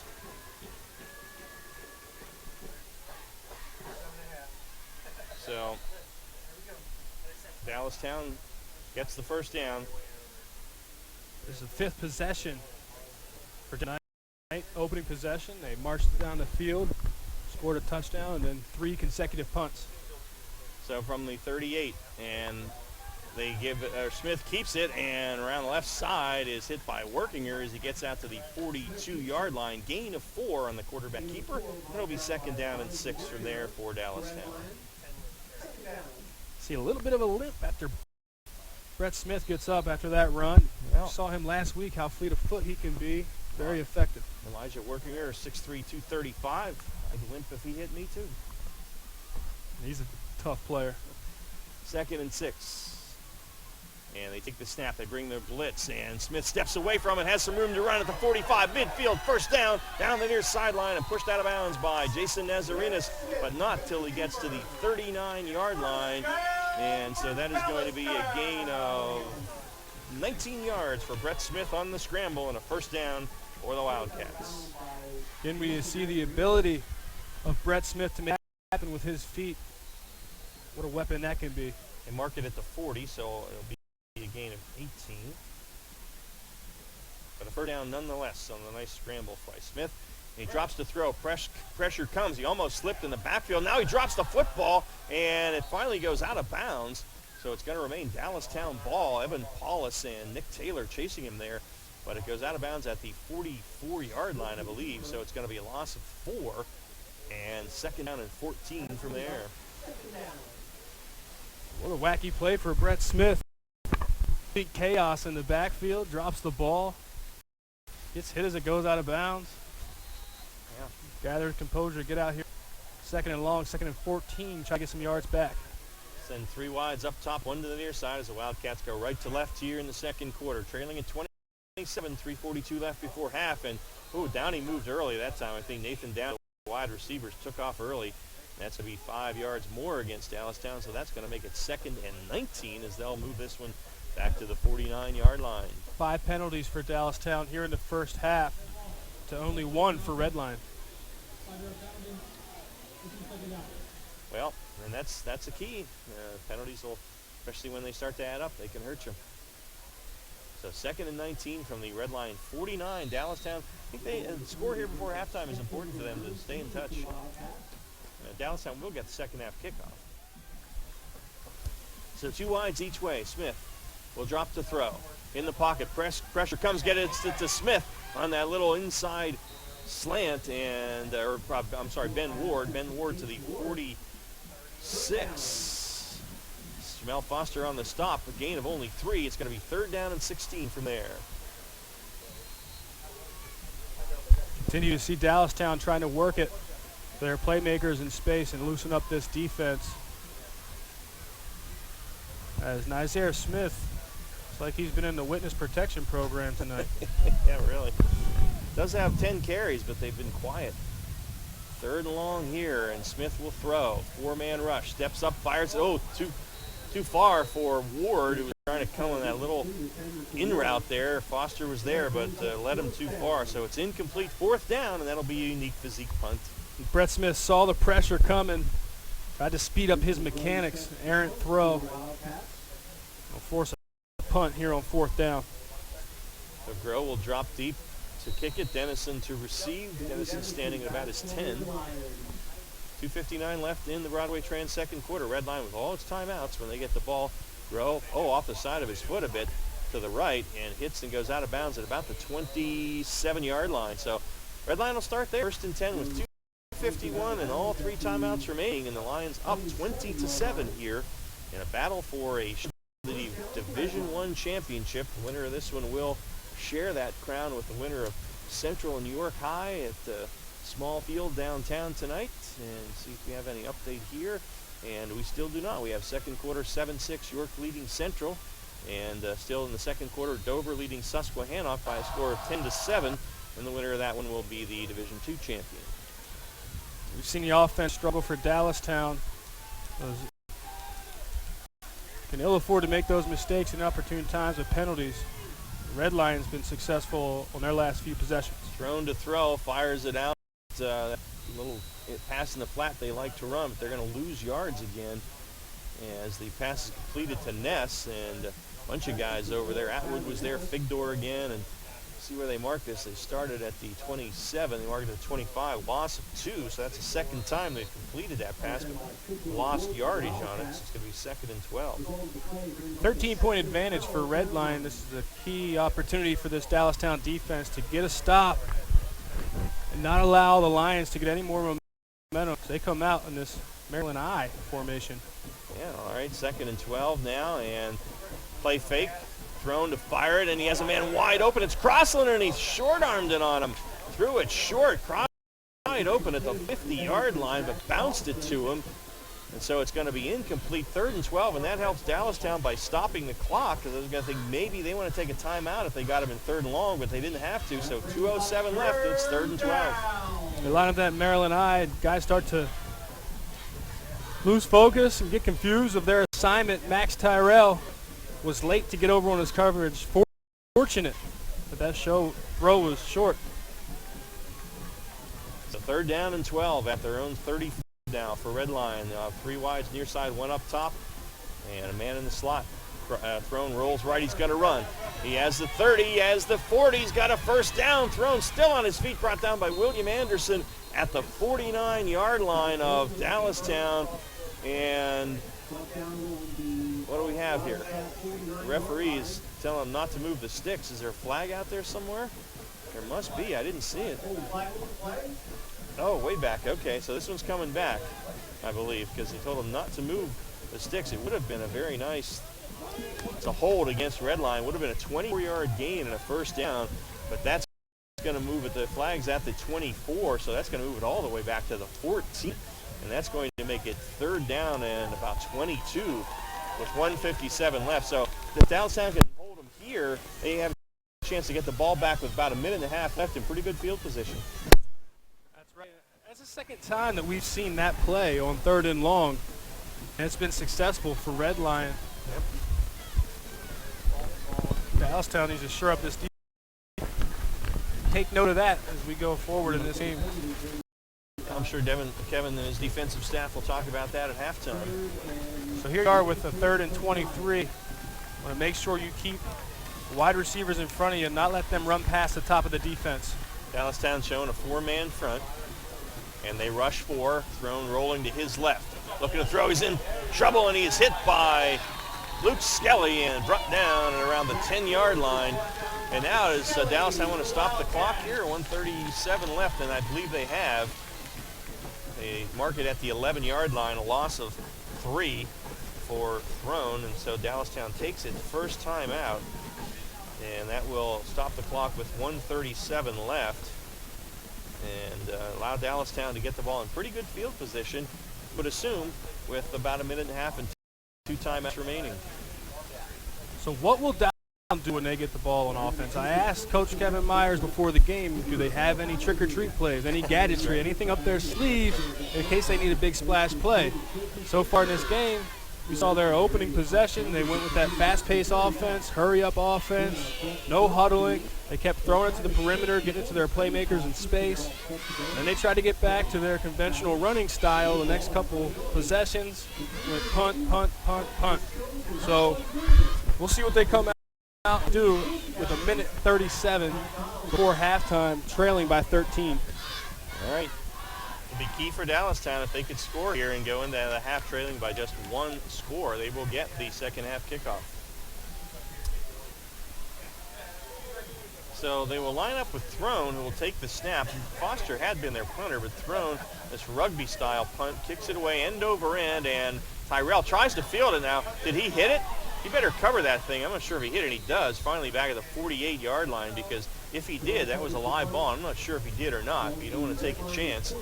And so it's a it's a punt out to the 48-yard line of Red Lion. So Dallastown will take over in Lion territory with 1:30 remaining. And we've got a Lion player down there, Jared Miller, one of their linemen, who hit the deck hard. He went diving for that ball before it was covered by Tyrell. And still down. The lines on this football field keep jumping out. They do. Guys are tripped up. Max Tyrell got caught up and went down. Saw a player earlier, he got tripped up. Now we have an injured player. I really didn't think Tyrell was hit by the ball at all, but go cover it up, shut it up, don't let it in the ref's hands. Exactly. It didn't appear, but it was pretty close, and too close to not cover it and take a chance. So it was an end-over-end punt, so it was moving on him. Tried to get underneath it, but it was a line drive. Jared Miller, the sophomore, up and walking off, looking pretty good, so hopefully he'll be able to get back in the game. All right, Dallastown ball at their own, or at Red Lions 48 with 90 seconds and 2 timeouts. So we'll see what they do. See if they go to the air here. Brett Smith 7 of 10 here in the first half. He's having a good half throwing the ball. Their successful plays in the air have been screen passes to slot receivers and also in-cutting patterns to slot receivers and also the guys on the numbers.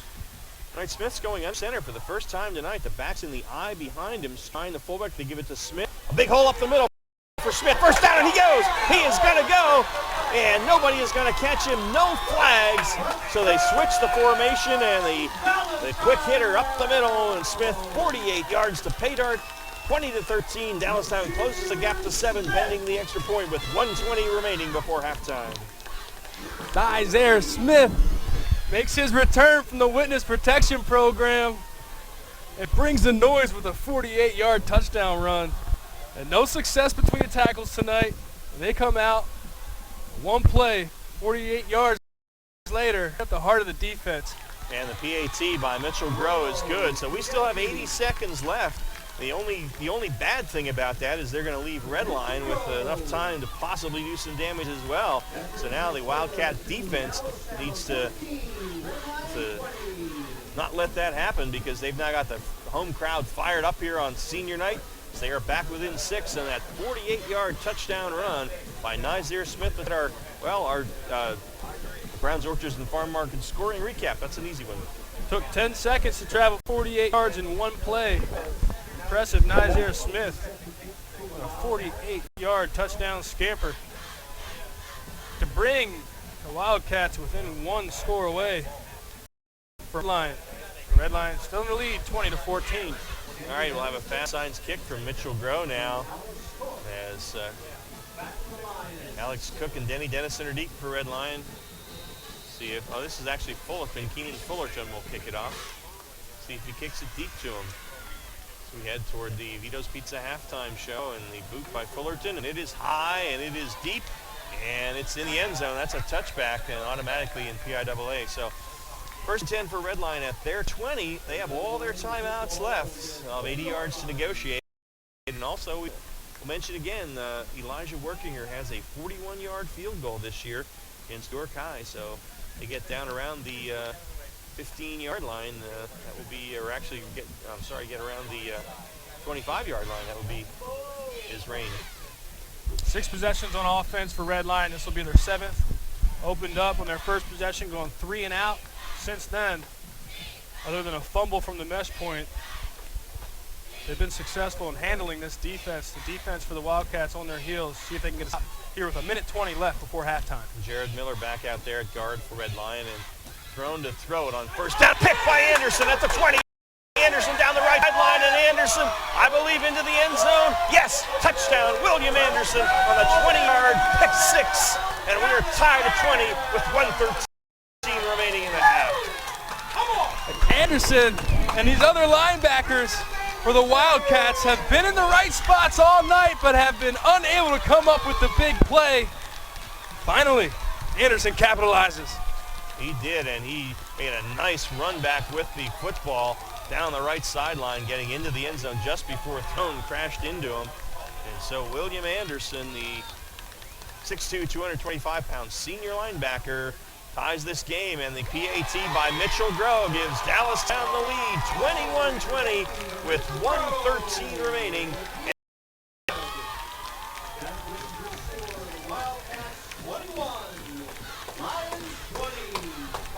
Well, this is probably the kind of game we thought we might have, and it's been a good one. And Dallastown, I'm going to say that's their first lead tonight, right? Because I believe Redline scored first in this game, so first time they've led tonight. Dallastown scored first. Oh, I'm sorry. And Redline opened up, went 3 and out on the opening that's possession, and Dallastown marched down. Haven't really done much since, other than their last possession before the interception and pick 6. But man, talk about a charged up crowd here in Dallastown. All right, at halftime at Small Field, it's 7-6. York High leading Central. Winner of that one will tie the winner of this one for the D1 crown. And halftime in Glen Rock, it's Dover 10 and Susky 7. Get you all the scores from York Traditions Bank at halftime. But got a dandy here, 21-20 Dallastown by an extra point. The fast signs kick from Mitchell Grove this time. And Grove boosts it. It's high, end over end. That's going to go in the end zone as well. That went about 7 yards deep. So a touchback for Mitchell Grove, who has 7 of those coming into this game, has 8 with emphasis. So Redline again at their own 20, 1:13 remaining, so all their timeouts, they still have time to mount a drive, and we'll see what happens here. So if we talk about miscues so far for Dallastown, they've had a real tough time with all the penalties on offense. And as far as the miscues for Redline, it's been turnovers. They had a fumble, an interception return for 6, and that interception was the first of the year for quarterback Zach Throne. Yeah, how about that? In the 10th game of the season, well, 9th game for them, they had a forfeit. That's impressive. Throne, quarterback draw, runs up the middle, has a hole, has a first down, across the 35 at the 40, and still on his feet, fights his way out to the 45-yard line before he's being tackled out there. Justin Atwood on the stop at a 25-yard gain for Zach Throne, and a first down, 1:03 left to stop the clock as they move the chains. After taking over momentum and the lead in this game, it's an unwelcome sign for this Dallastown home crowd to see Zach Throne thrash the defense right up middle. Kevin Myers takes a timeout here, the second of the half. His defensive coordinator going to go out and talk to his guys a little bit about what they need to do here to hang on to lead into the locker room here. Had some personnel issues. The injured defender came off the field late and needed a replacement. Redline was back at the line of scrimmage ready to run a play. Kevin Myers wanted to take a timeout, get his team settled in, get his guys out there, set in the right positions, not give up a free score or a free play to Redline. So 1st and 10 for Redline at their own 45 when we resume. It's 21-20 Dallastown leading. The Wildcats 7-2 overall, 5-1 in the league, and Redline 8-1 and 5-1, both in the thick of the district playoffs. Redline, the 3 seed, they'll make it. Dallastown probably will either way as well. They're the 6th seed, but a win certainly guarantees them a spot in the district playoffs next weekend. 1st and 10 at the 45. Tyrell moves Crossland in motion and run it again. He's hitting the backfield and he's got to go down there. Steve Warner came in from his defensive end spot to make that hit in the backfield. Going to drop him for a 2-yard loss. And Warner, that's his 12th tackle for loss this year. He is 2nd on the team. 1-yard loss, 2nd and 11. And Redline will take its first time out now with 49 seconds left in the first half. Defensive end's dream. Steve Warner lines up in a wide 9 technique outside of the tight end's eye, outside eye. Comes in untouched, unabated. And brings down the quarterback in the backfield. We were impressed, I think, with Warner last week. He got a big hit. Looked like he might have had to have a concussion issue, but he returned to that game against Central. He had a big game in that one. And as I mentioned, his 12th tackle for loss this season. So he's a stud there, defensive end, 6'5", $195. He's a senior. Yeah, he's long. He's at 6'5", right? He's long, he's active, he's fast. Only 195, so he brings that speed off the edge at defensive end. Pardon me. Again, it's lining up in that wide 9 technique. You feel like you have a much better rush line to the quarterback. Only 3 down linemen for Dallastown on 2nd and 11. They're expecting a throw from Throne. He sends Crossland in motion to the left, and a whole bunch of flags flying. I think we have movement on Redline. At least that's what Dallastown thinks, and we'll see what the referee tells us. Nick here. Taylor, left tackle. Here's the call.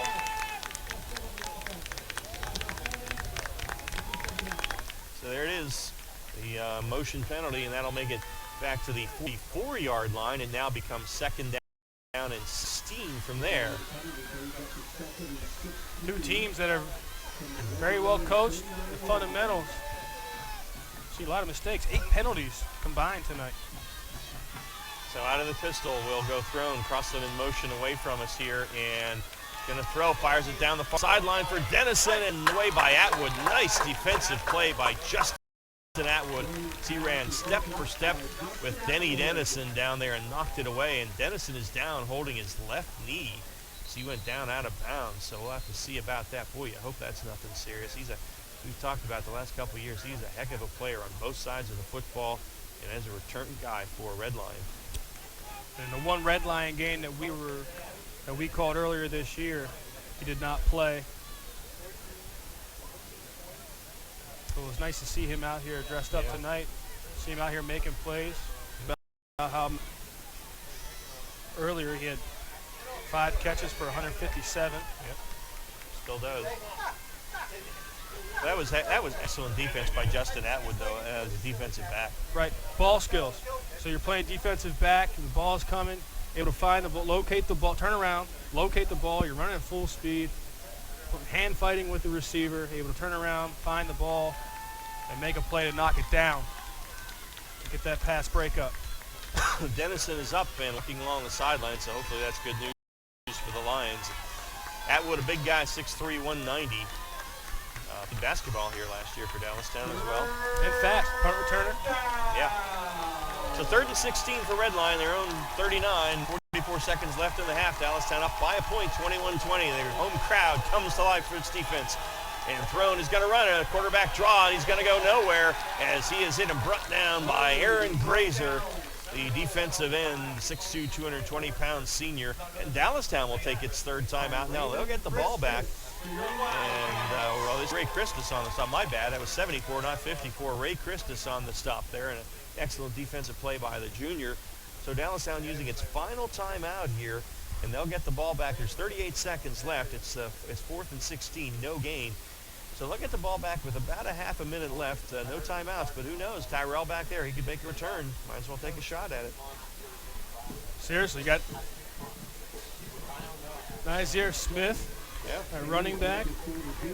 Just saw him break an impressive 48-yard touchdown run right through the heart of the defense of the Lions. So anytime you got a guy that's explosive as Nizier Smith, always have a chance It's a hit lightning in a bottle.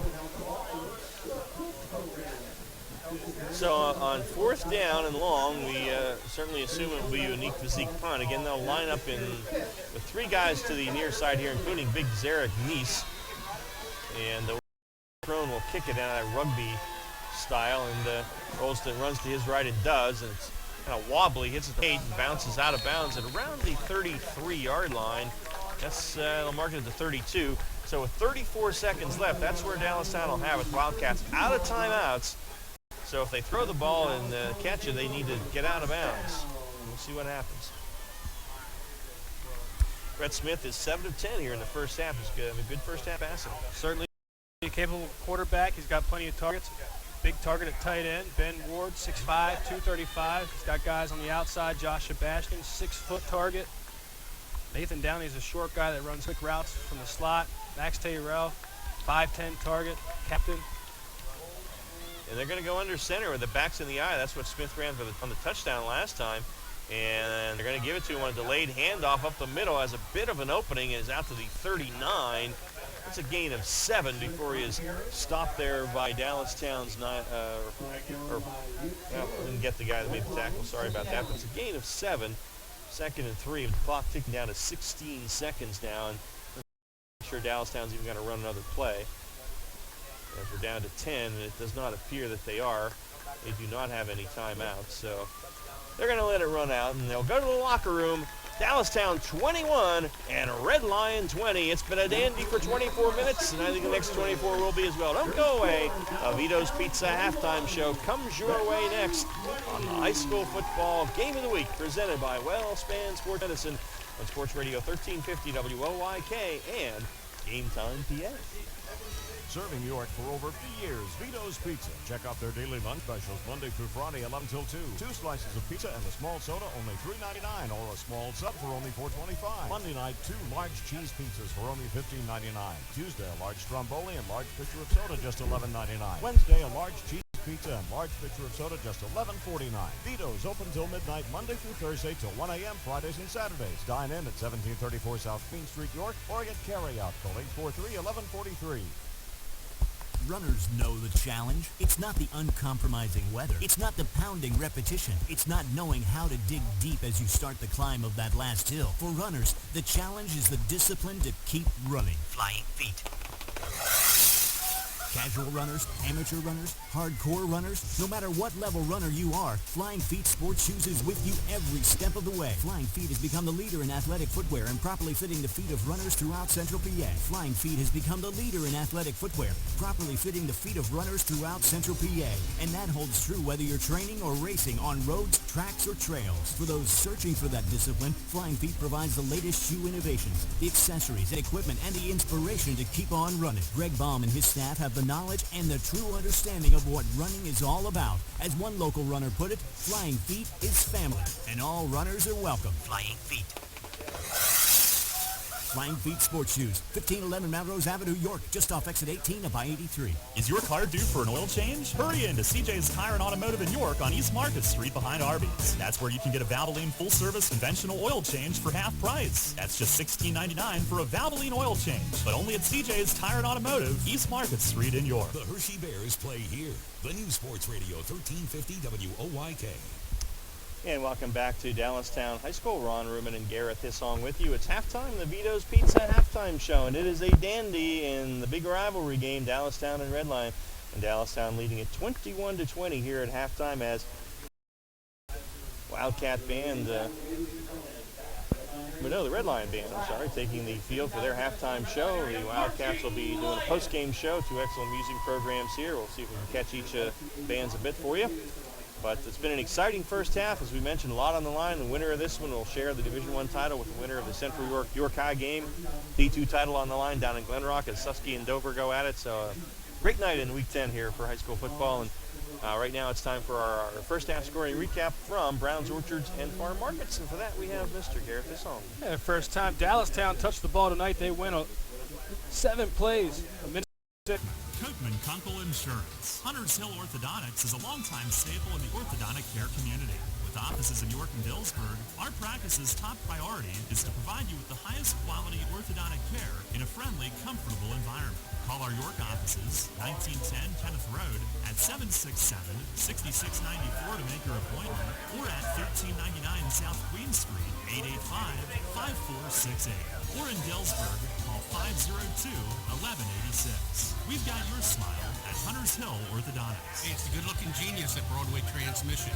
You know what really grinds my gears? Perfectly good cars being thrown away just because the transmission went bad.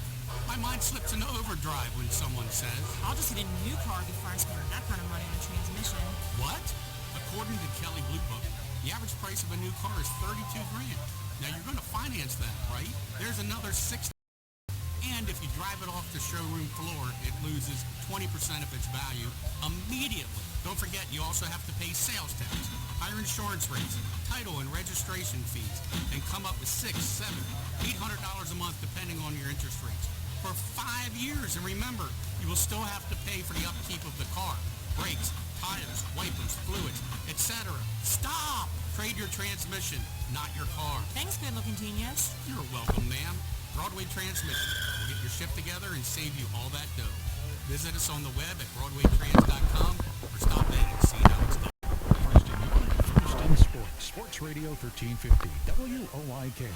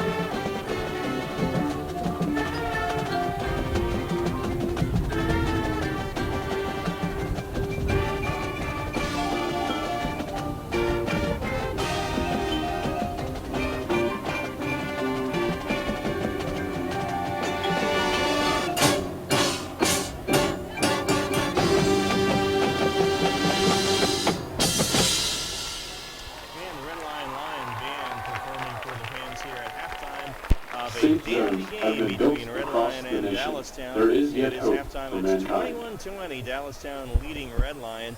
And our Vito's Pizza halftime show. Our halftime stats now brought to you by Copeland Kunkel Insurance for the Lions. Zach Crossland on the ground, 2 carries, 39 yards, but one of those was a 39-yard touchdown run for the Lions tonight.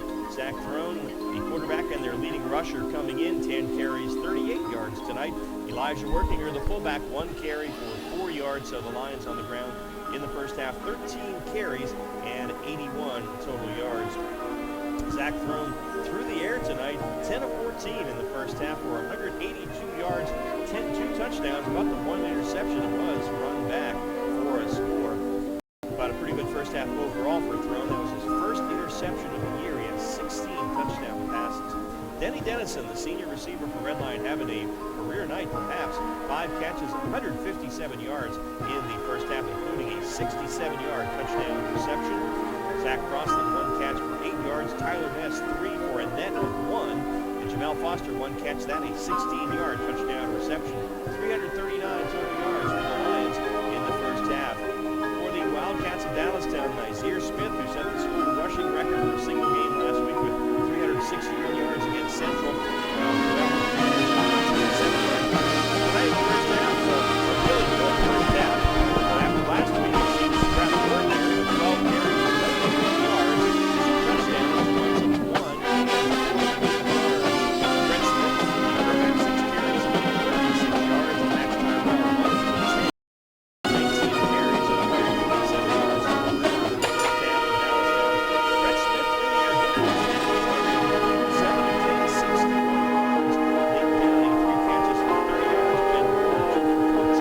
Isaiah Smith 1 for 7 and Jordan Cook 1 for 10. So 188 total yards for Dallastown. The Wildcats lead it 21-20 here at the half. Red Lion Band will take us to our break. We'll come back with our halftime scoreboard show from York Traditions Bank after this here. Dallastown 21 and Red Lion 20.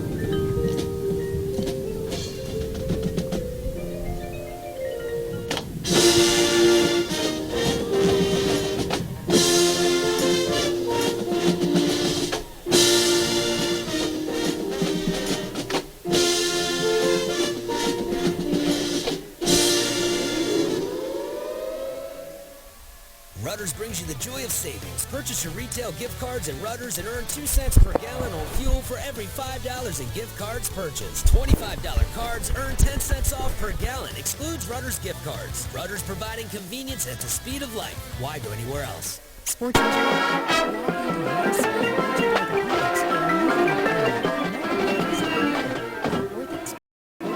specialists are here to treat you. Visit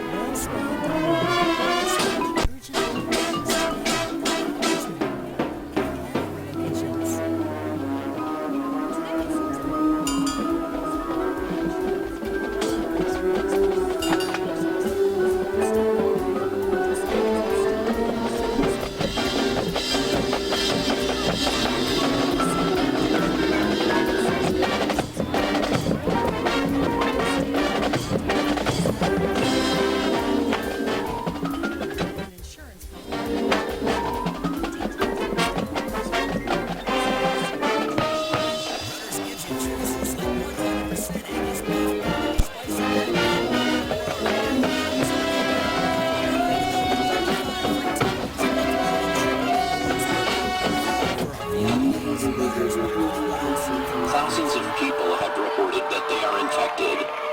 A virus is spreading quickly throughout the United States. The entire United States has been infected. This is a global emergency.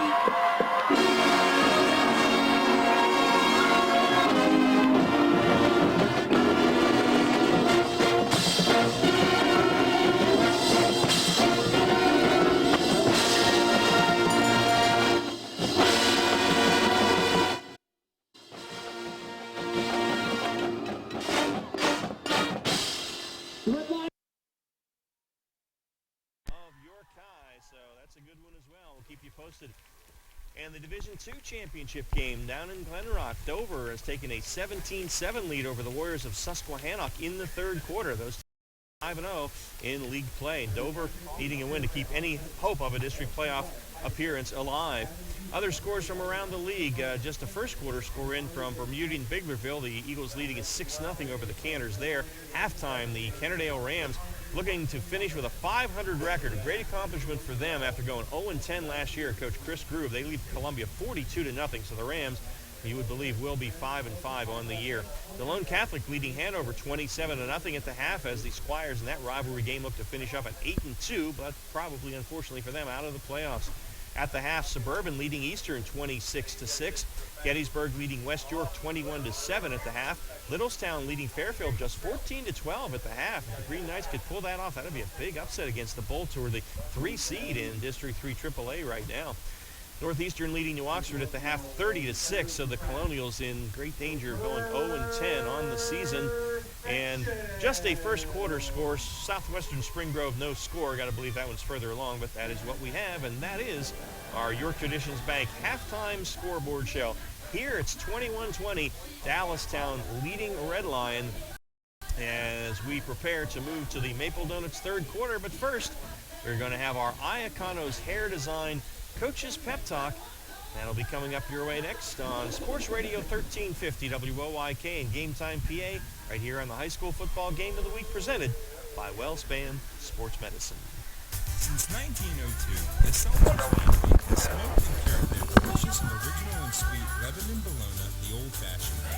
Seltzer's all-beef Lebanon bologna never uses fillers, but always uses real hardwood smoke in their old-world wooden smokehouses. 3 days smoking gives seltzers that unmistakably unique flavor. Find them in your favorite grocer's deli or meat department and get some today.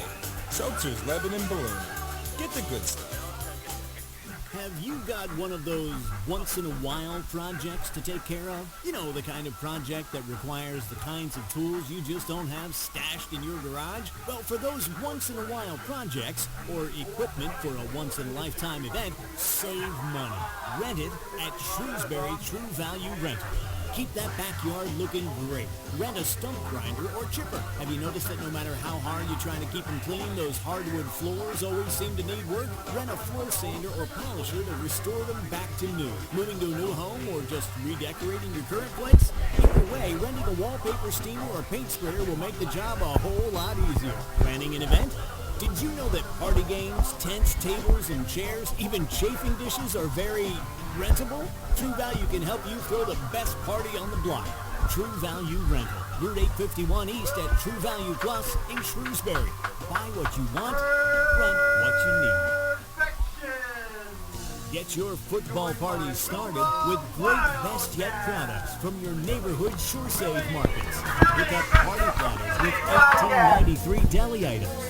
Team up Best Yet hot dogs with Best Yet kettle cooked chips.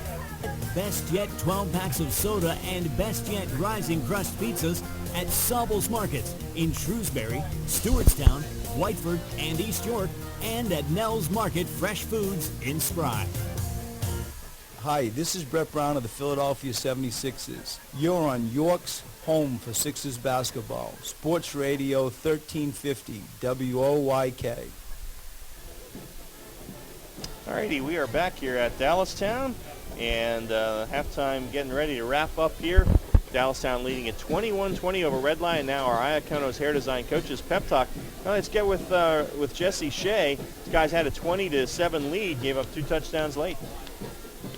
You guys know what it's going to be like in this backyard brawl. We've seen it swing both ways. It's going to be like that for 2 more quarters. Got to finish this game. You got to finish drives. You got to play full 4 quarters. Limit the mistakes. Penalties late in the first half.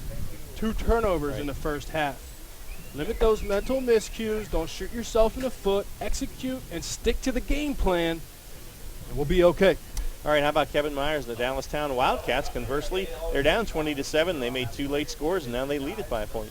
As it goes with these 2 programs, mirror images of themselves. Same thing. Limit the mistakes. 6 penalties in the first half. And they were at inopportune times. They were drive killers. Keep the execution of your fundamentals and play a full 4 quarters. You know things are going to swing both ways in this kind of a matchup. Finish this game. And what do they say all week, both these coaches? Just another game, right? Yeah, go out there, play within yourself, and finish this ball game. All right, that's our Iacono's Hair Design Coaches Pep Talk at halftime of a good one here at Dallastown. Dallastown 21, Red Lion 20. Going to take a break, come back with the second half Fast Signs kickoff in the Maple Donuts third quarter after this. You're listening to the High School Football Game of the Week presented by WellSpan Sports Medicine on Sports Radio 1350 WOYK and Game Time PA. If you've been thinking of going to college and you would like to play sports when you get there, join our team. Earn a Penn State degree and continue to play the sports you love. 6 collegiate sports are now available, including baseball, soccer, men's basketball, women's softball, and women's volleyball.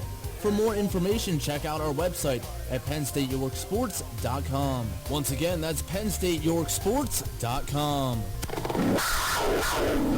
Is your car due for an oil change? Hurry in to CJ's Tire and Automotive in York on East Market Street behind Arby's. That's where you can get a Valvoline full-service conventional oil change for half price. That's just $16.99 for a Valvoline oil change, but only at CJ's Tire and Automotive, East Market Street in York. Every day, Fast Signs helps businesses like yours with their visual communications. We ask the right questions, recommend smart solutions, and help you build your business. Our knowledgeable consultants uncover your communication challenges and provide visible solutions. At Fast Signs, we're innovators, planners, and designers. We're more than fast, more than signs, and we're more than ready to help. Contact Fast Signs today. Visit our store next to Sam's Club in East York or visit us online at fastsigns.com. Your teams all the time. York's only place for local sports. Sports Radio 1350 WOYK. All right, the air is getting a little chilly here, and a little bit of a breeze here as we prepare to start the second half. A perfect night for high school football and a great game out there on the field. 21-20 Dallastown leading Redline. We prepare to start our Maple Donuts third quarter. Dallastown will receive and move from right to left. With the play-by-play here in the third quarter, Gareth Hassan. Elijah Workinger will line up to kick it deep and to return for Dallastown. Justin Atwood and Josh Sebastian. Elijah takes his steps, set up for his approach. Wind blew the ball off the tee, so I'll have to re-tee it here, and I'll wait just another moment to get this second half underway. Again, Central leading York High 12-7 in the other Division I share of the title game. We'll try and keep you posted on that one. And Dover leading Susky 17-7 in the third in the Division II championship game. And a small pause. The wind blowing the ball off the tee. Build the suspense a little bit more. Work kick. Low squib kick on the ground. Picked up at the 28-yard line. The Lions will make the tackle at the 35. William Anderson on the return for the Wildcats, and he's tackled by number 48, Cole Renfro. The Wildcats will come out, set up for their opening drive of the second half with a 1-point lead, and they'll go from our right to left, starting at the 35-yard line on the left hash.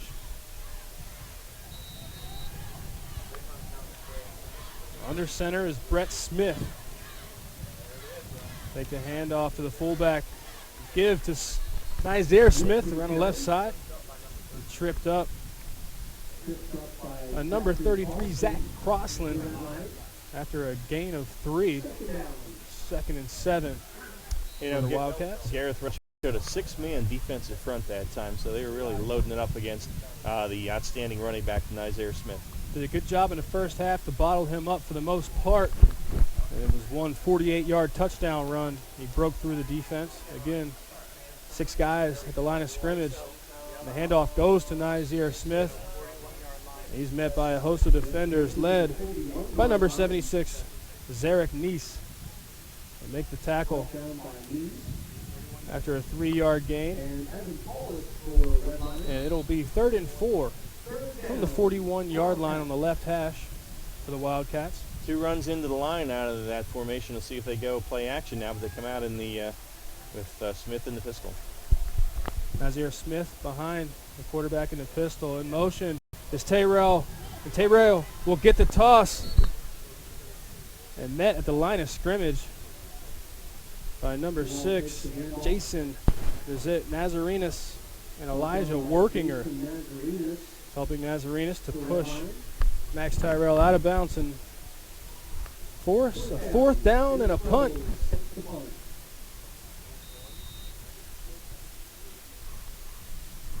Mitchell Groh back to punt for the Wildcats. Good snap. Good kick over the head of Dennison. He gathers it in at the 19, and he's brought down immediately by number 14, Justin Atwood.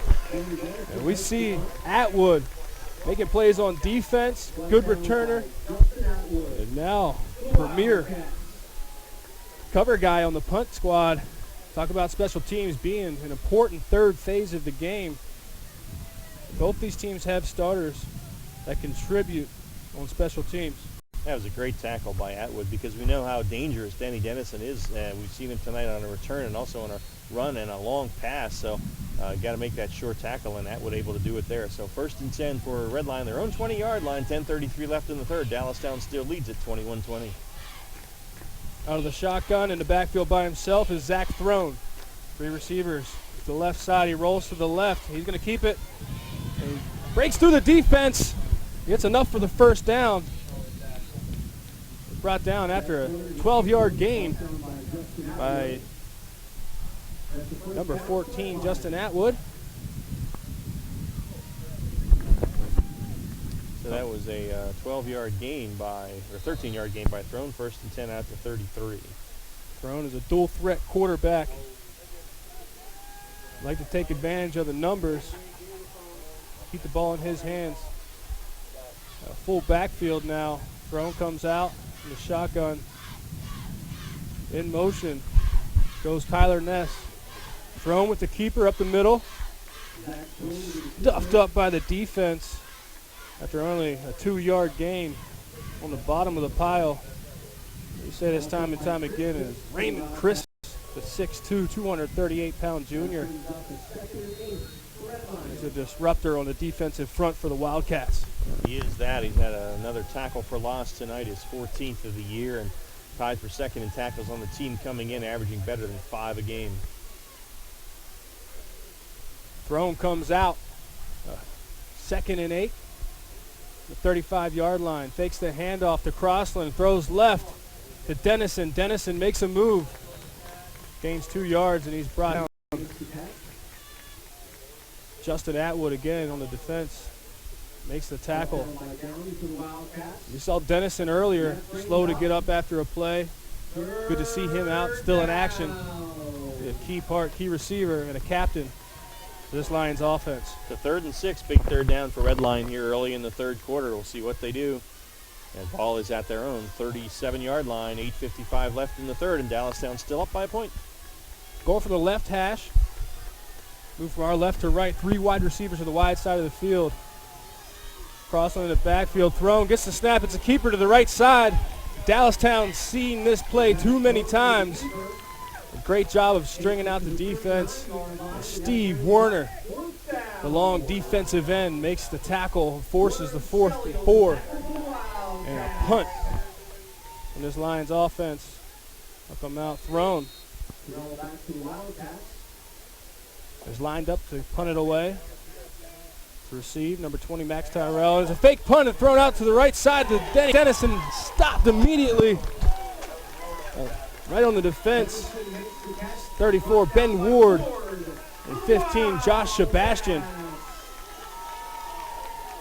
So the Lions try to catch the Wildcats sleeping on a 4th and 4. And that's where you would see a fake punt as you approach midfield. And a turnover on downs. Brett Smith will orchestrate his offense starting from the 39-yard line of Redline. Yeah, no gain on that play. Great defense by Ward. They were ready for that, and Dennison had no chance. So Dallas had a great field position here, as you mentioned, at the Lions 39. So here we go. Out of the shotgun is Brett Smith. The handoff. Takes the handoff. Keeps it himself. He's met by number 30, Jamel Foster. So minimal 2-yard gain on the keeper by Brett Smith. Again, Smith with a great ball fake. He really sticks it in the belly of Nizair Smith and then pulls it out last minute. We saw that last week at Central plenty of times, and it's just enough. It holds the defense and the linebackers. And that's why he got those 2 yards instead of no yards. Again, out of the shotgun. 2 wide receivers to the right, 1 to the left. Nizair Smith in the backfield. Fake handoff. Keeper again to Brett Smith. Redline catching on to the Wildcats. Justin Dillon. And Akar Taru to make the stop on Brett Smith.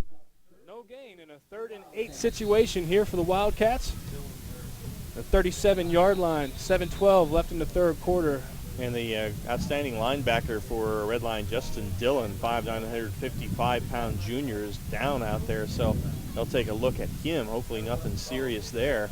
So we wait for a 3rd down and 8 for Dallastown from the Redline 37. And Dallastown still leading at 21-20, 7:10 remaining in the Maple Donuts third quarter. And it's been an exciting game and a great rivalry matchup here between Lion and Dallastown here from the Legion Field at Dallastown. And see if we can take a moment, get you a scoreboard update here. Still third quarter, Central leading York High 12-7 at Small Field. The other game for the tie of Division I. Division II, 17-10 now. Suskies kicked a field goal. Dover leading that one 17-10 in the third quarter. Down in Glen Rock again, the winner of that one takes Division II. Other scores, Bermudian 32, Biglerville nothing in the third. Kennerdale 42-0 over Columbia at the half as the Rams look to have a 500 season after going winless last year. Suburban leading Eastern 26-6 at the half. Gettysburg over West York 28-7 in the third. Still halftime, Littlestown 14, Fairfield 12. Nice hand from the crowd as Dillon gets up and walks slowly toward his sideline. So hoping that won't be something that will keep him out of the game too long. 36 Northeastern leading New Oxford at the half as the Bobcats look for a winning season and to keep New Oxford winless. And still nothing other than the first quarter scoreless tie from Southwestern and Spring Grove. That's our scoreboard update from York Traditions. So as we have it here, moving from our right to left, the Wildcats, also a strong wind. We drop under 60 degrees, 58 degrees here in Dallastown. 3rd and 8. Brett Smith out of the shotgun. Gets the snap. Rolls out to his right, looking downfield. Throws it on the run to Max Tyrell. Max Tyrell makes the catch. He's down past the 20-yard line, and he's pushed out of bounds. we'll see where it's marked after an 18-yard gain. It was number 4, Tyler Ness, able to force Tyrell out of bounds at the 19-yard line. A fresh set of downs for the Wildcats. In the Weckers Carpet red zone, that was a nice pass on the money by Smith, who was sprinting to his right. Tyrell broke open, and he put it right between the 2 and the 0. Smith again works out of the shotgun. 2 wide receivers to the left side. The handoff to the fullback, Noah Strine. And he'll get 4 yards on the gain. Brought down by number 58, Evan Paulus. Strine's first carry tonight, doesn't carry it often, coming in at 20 carries for 143 yards. The big guy at 5'11", 230 pounds. He's a junior. Josh Reyes checks in as a receiver. He had a couple big catches last week against Central. 6:30 on a rolling clock here in the third quarter. 1-point advantage to Dallastown. Smith in the shotgun. Fakes the handoff, throws it downfield to his tight end, Ben Ward. And it's knocked down. Great defense by number 33, Zach Crossland. A nice matchup, Crossland and Ben Ward. Ben Ward's a 6'5", 235-pound senior tight end. Crossland comes in at 5'11", 181. Yeah, that was a great defensive play because Ward had a half a step on him, and the ball was thrown well up high by Smith. But Crossland able to get up there with the right hand in the end zone a couple yards deep and knock it away, or otherwise that was 6 for the Wildcats. That forces a 3rd and 7 for the Wildcats. 2 receivers to the left side. Smith in the shotgun, rolls to his left, lets it fly, and it's Max Tyrell coming down with the catch at the 7-yard line. Brought down immediately by Jason Nezaris. Wildcats, 1st and goal from the 7. Try to get a score here, extend their lead to 8. A 12-yard gain on that one, so Tyrell now 2 catches for 30 yards here in the second half on this drive. Brett Smith comes out, goes to work underneath center. Raymond Christus. And a handoff to Nizier Smith up the middle. And he's met by number 30, Jamel Foster.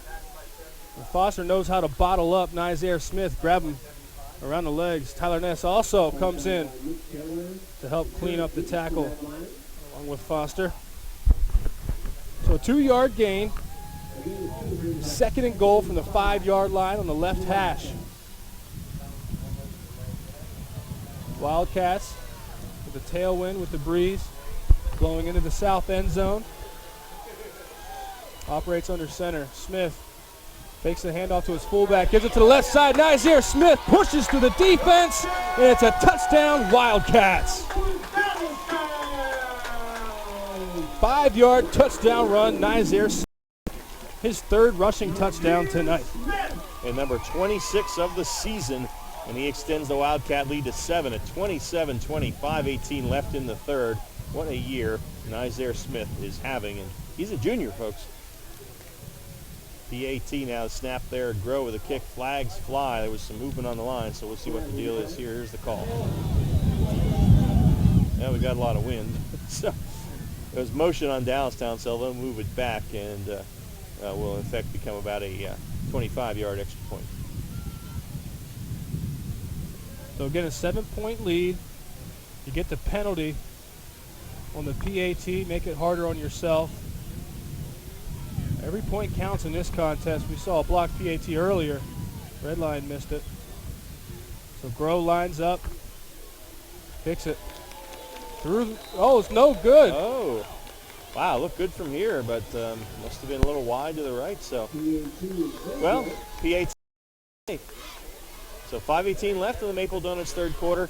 27-20, Dallastown leads Redline on the high school football game of the week presented by WellSpan Sports Medicine. We're back right after this. Unique Physique is now accepting clients for personal training for mornings and evenings. Sports-specific training customized for your son or daughter's specific needs. Whether it's weight loss, toning up, or getting in shape, or any upcoming wedding, John Kirchner has helped train hundreds of satisfied clients reach their goals. John is a sports performance coach with a master's in exercise science and injury prevention. Improve your performance, get better, get stronger, get faster. Start now. Immediate openings available. Call John at 873-0234. Unique Physique, 3432 East Market Street, York. Your county, your teams. Sports Radio 1350 WOYK. First in York, first in sports. All right, we're back at Dallastown. Ron Reuben, Gareth Hissong here. 27-20. Dallastown lead is at 7 after the missed PAT. Fast signs kick from Keenan Fullerton, who boots it high and deep and into the end zone by 5 yards again. So touchback, red line, first and 10 at the 20. Let's get our Browns, Orchards, and Farm Markets scoring recap. Set up at the 39-yard line of Red Lion after a failed fake punt. 7 plays, they travel 39 yards. 3 minutes, 54 seconds off the clock. They finished with a 5-yard touchdown run from Nizair Smith with 5:18 left in our third quarter. Red Lion trailing 27-20. That was after the fake punt, I believe. So Dallastown taking advantage of that, stopping him in the short field. So their lead is 7 and first down. Here's Garrett. Thrown. Flag. We'll stop before the play gets off. Timeout. Dallastown. Confusion on defense. Want to get their guys settled in. Well, we'll see if that's a timeout they perhaps could have used later. But while they do that, we'll see if we can get any score updates here for you. Again, 27-20 here. Dallastown leading Red Line with 5:18 left in the third. And well, we do have an update from Small Field in the third quarter. It is now York has retaken the lead against Central. Bearcats 13, the Panthers 12. So that's as good a game as this one, folks. And the D2 title game is tied in the fourth quarter. Dover and Susquehannock tied at 17. So some great games for the division titles here tonight in York County. The rest of the games, some outs. Bermudian up big over Big Riverville 32-zip in the third. Kennerdale 49-0 over Columbia in the fourth. Suburban 26-6 over Eastern. Gettysburg 28, West York 7 in the third. Littlestown Fairfield 14-12. The Bolts at halftime, and Northeastern 30, and New Oxford 6 at the half. Lions go from the 20-yard line after the touchback. Thrown, runs to his left side. Good block downfield. Gets close to the first down marker, brought down by number 87, William Anderson, and number 52, Lucas Skelly. A 9-yard gain on first down for Throne. Lions back to the line of scrimmage, thrown in the shotgun by himself in the backfield. He'll keep it to the left side. He gets across the first down marker for a gain of 3. He's met hard by a group of Lion defenders. William Anderson leading the way on the tackle. Anderson having another good night for Dallastown. He has been a stud on defense for them for the last couple of years here. Came in as their leading tackler at 6.5 a game, and I'm sure he hasn't hurt that average tonight. He's a linebacker that makes plays from sideline to sideline. Tonight, he had an impactful pick just before halftime that gave Dallastown the lead going into halftime. Thrown, sets up in the shotgun. 4 receivers to his right working her in motion, and a handoff up the middle. Crossland gets the call. A short 3-yard gain out to the 35-yard line.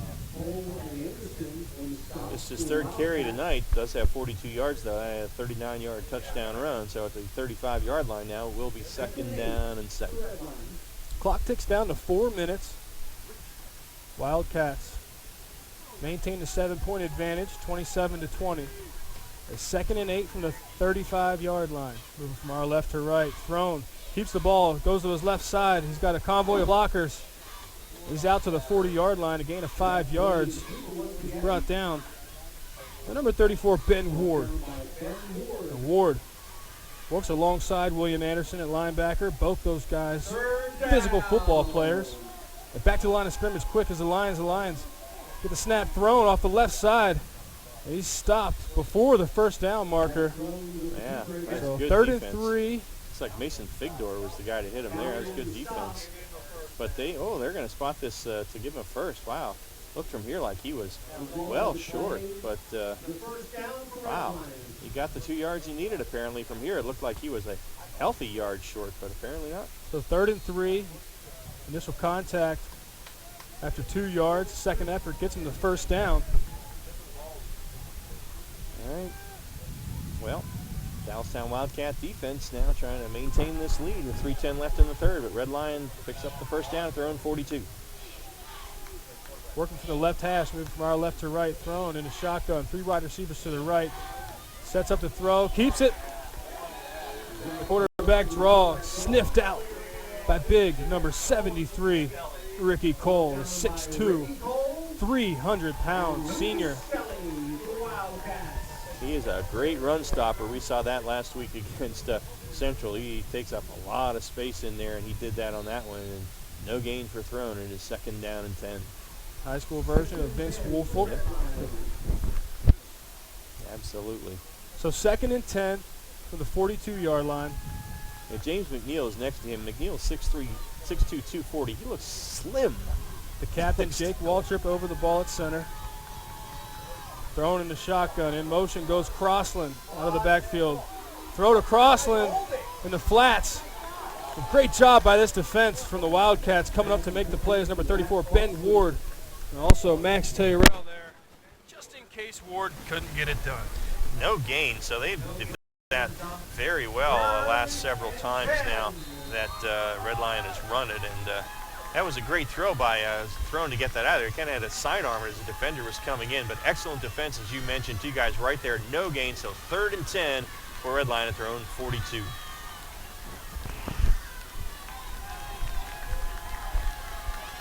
Thrown comes out. 2 wide receivers each side. Tight end to his left at the wing position. Gets the snap, rolls to his left. Is looking for Dennison. In and out of the hands of Dennison. Would have been a first down. Needed 10, would have been 12 yards.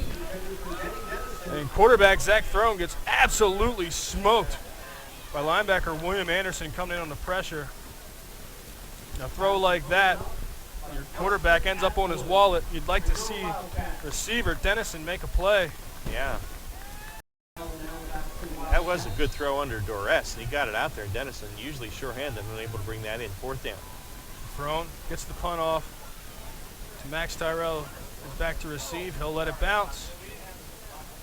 And a short Lions roll will be down by Jason Nazarenas at the 21-yard line. Well, that was a great play by Anderson, who came on the blitz and just tattooed Throne just as he threw that one. But Throne able to make a good throw. It was high, but Dennison went up. Looked like he got both hands on it, but unable to bring it down. And so that led to the punt. Dallastown with the lead now. 1:12 left in the third. They have it at their own 21, 1st and 10.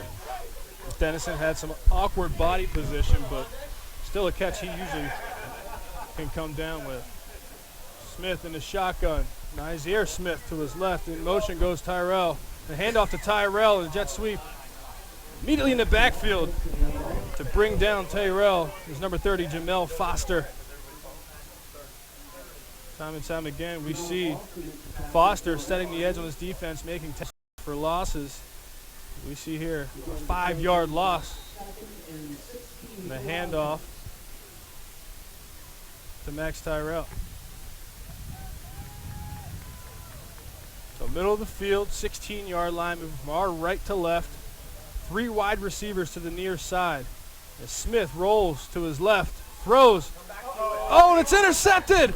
Dennison makes up for his drop. Steps in front of Josh Sebastian. And Dennison comes away with the interception. And this ball is going to be spotted. Looks like the 25-yard line. 26-yard line of Dallastown. And just a break Red Lion needed. That was a great play by Dennison. You mentioned he anticipated, came back, made the interception right in front of Sebastian. That's his 2nd pick of the year, and he's having quite a night tonight, is Dennison. 1st and 10 for the Lions at the 26 of Dallastown. Now 32 seconds left in the third. Thrown in a shotgun, 2 receivers each side. Crossland joins Throne in the backfield, fakes the handoff to Crossland. Throne dances, buys time, rolls left. tries to get rid of it, and again it's Steve Werner bringing the pressure, gets his hands up, knocks down the pass. Werner, 6'5", uses that length to knock down Zach Throne's pass. That was a great play by Werner. A great play by Throne, too, to get away from the pressure in the pocket, then rolled to his left. And as he was winding up to fire that one, Werner recovered enough, got up with the left hand, batted it away. 2nd and 10 from the Wildcats' 26-yard line. Wildcats with a 7-point advantage. 26 seconds left in the third quarter. 27-20. 2nd and 10. Thrown, 3 wide receivers to the left. In motion goes Crossland. Crossland comes back and gets the handoff around the left side. Gets through the initial wave of defenders. He's met by who else? William Anderson, the linebacker, after a gain of 3. Anderson all over the field tonight. Is that play a little bit slow developing, and looked like Crossland was, or Throne was going to keep it. Crossland did take it up the middle and was able to, as you mentioned, pick up a 3. So big third down and about 7 now, and that's the end of the third, though. We'll get that in our York Mitsubishi fourth quarter. So after 3, it's a dandy, folks. Don't Dallastown 27, a Red Lion 20. York Mitsubishi fourth quarter comes your way next on Sports Radio 1350 in Game Time, PA. If you're buying new flooring, besides clicking around the internet, you need to see Wecker's Flooring Center. You'll be excited by Wecker's new design center for luxury anytime. Wecker's expanded hardwood and laminate departments will impress you. And Wecker's variety of carpeting and warehouse truckload buys on remnants and rolls is unmatched. But the reason to choose Wecker's is trust. From the buying experience to the installation. That's why they're voted best 11 years running. Wecker's Flooring Center, Route 30, Hallam Exit. Hi, this is Dan Patrick. Join me weekday mornings at 9 on Sports Radio 1350 WOYK. We're back here in Dallastown for the opening of our fourth quarter.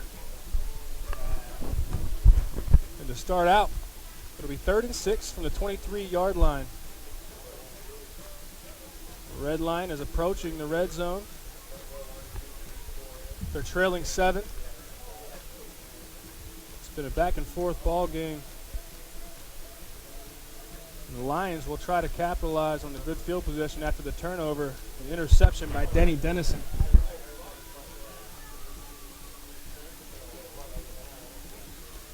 After we flip fields, flip the side of the field, we'll have Thrown in shotgun, 3 wide receivers to his right side. He's kept it and ran to the right a lot from this formation tonight. He'll do that again. He keeps it around the right side, gets through the initial wave of defenders across the 15-yard line. That's going to be enough for a first down. That's a nice run by Throne. He really waited for the blockers to allow him to turn the corner and then followed some of those guys down to the 15. No gain of 8, 1st and 10 in the Weckers Carpet red zone at the 15. Lions back to the line of scrimmage. Thrown in a shotgun, hands it off to Crossland. Crossland making his way through the defense, lowering his shoulder and bringing the boom. And another first down. Set up 1st and goal for the Lions on offense. Back to the line of scrimmage. There's a gain of 12 there at the 3-yard line, and got a timeout by Red Lion, I believe. No, by Dallastown. So Wildcats want to make sure they got the defense there. They're 2nd of the half, 11:37 left in the York Mitsubishi fourth. So big run by Crossland up the middle there. Good hole opened up, and he's a good-sized guy there at 5'11", 181, and have the quarterback Sebastian make the stop. But 1st and goal from the 3. It's important for Red Lion to put this one in here. If Dallastown would get a stop, it would be a tremendous lift for them here in the fourth quarter. Crossland just looks like a bully when he runs through the defense like that. Talk about how big of a runner he is. He's a bruiser type running back. And you go to look at your sheet to call out his height and weight, and you're waiting to see 215, 210, 205. He clocks in at only 181 pounds. He runs like he's 230. He does. You really got to wonder about that because he really looks bigger than that. So we'll see what they do. You know, Cross, an excellent runner, or Crossland Thrown. You know, they're a great runner at quarterback, and you know, play fake. Maybe Dennison in the corner. We'll see. 1st and goal from the 3-yard line. Foster's got one-on-one with Justin Atwood here in the near side. Throws in a shotgun. Behind him is Zach Crossland in motion. And it's handoff Nope. Hand up to Crossland. Left side, touchdown. Red Lion. Pending the extra point, they'll tie it up. Second touchdown tonight for Zach Crossland.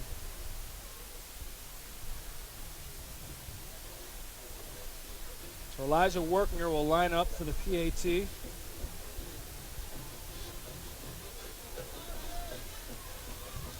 Zach Menser to hold. Kick is up. And it is good, so we are knotted at 27 with 11 minutes, 30 seconds left to go in the fourth quarter. To celebrate the greatness of our country, to sound the call to patriotism, Maple Donuts takes a stand, not a name. Every football Sunday, for the entire football season, every Maple Donut location will feature fresh red, white, and blue donuts as a sign of respect for those who have served and who serve today. To those veterans of America's military, Maple Donuts stands with you. Is your car due for an oil change? Hurry into CJ's Tire and Automotive in York on East Market Street behind Arby's. That's where you can get a Valvoline full-service conventional oil change for half price. That's just $16.99 for a Valvoline oil change, but only at CJ's Tire and Automotive, East Market Street in York.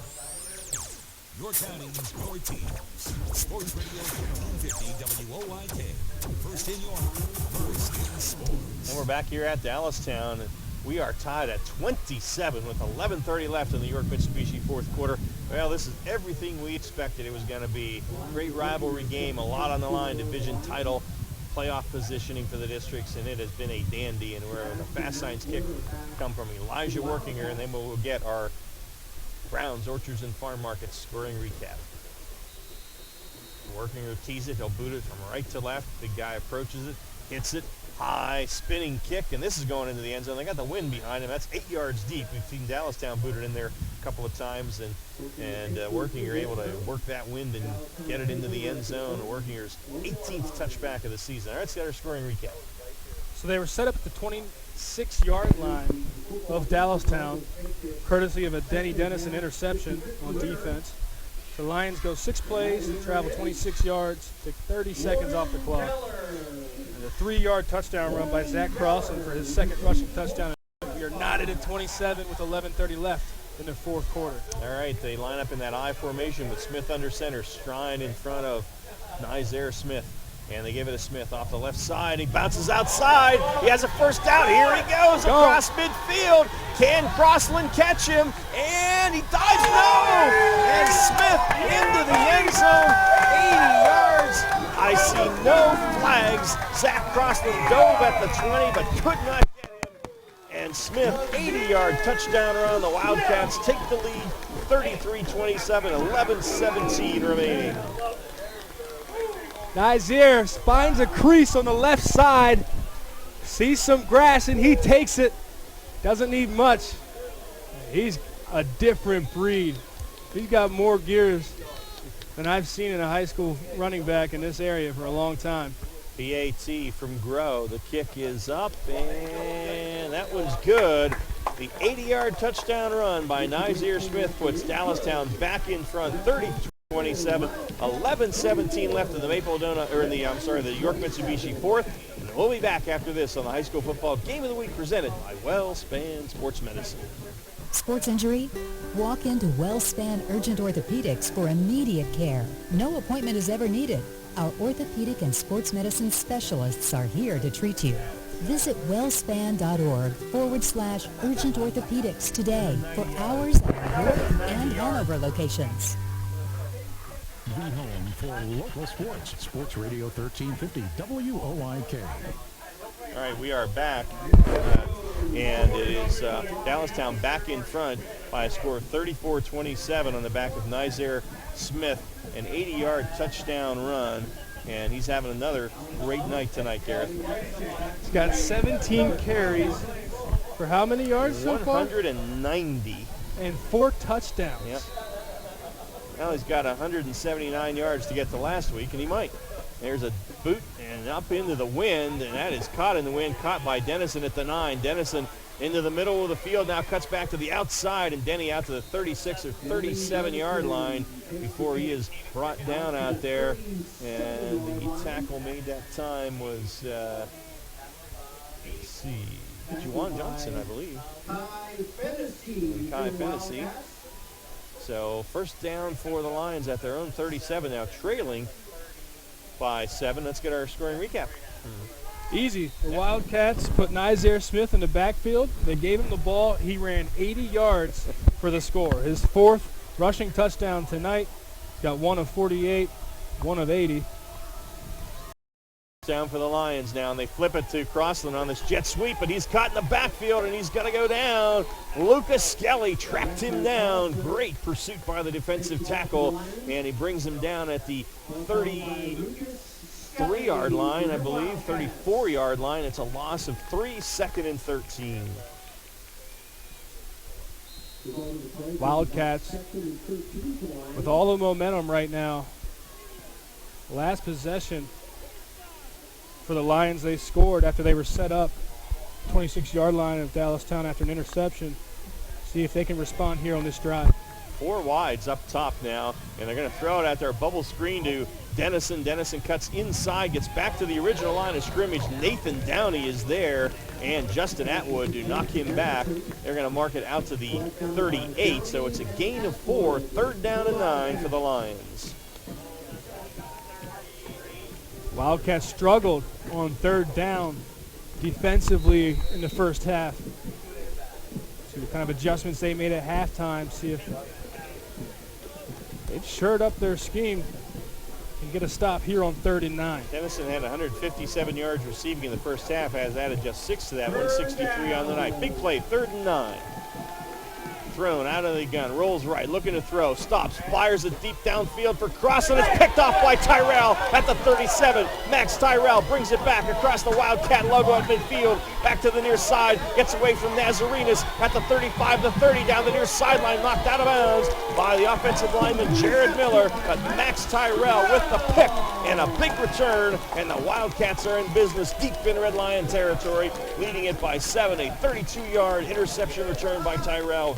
9:31 remaining in the York Mitsubishi 4th. Dallastown will take it 1st and 10 at about the 21-yard line of Red Lion. So it's underneath defenders that get quarterbacks in trouble.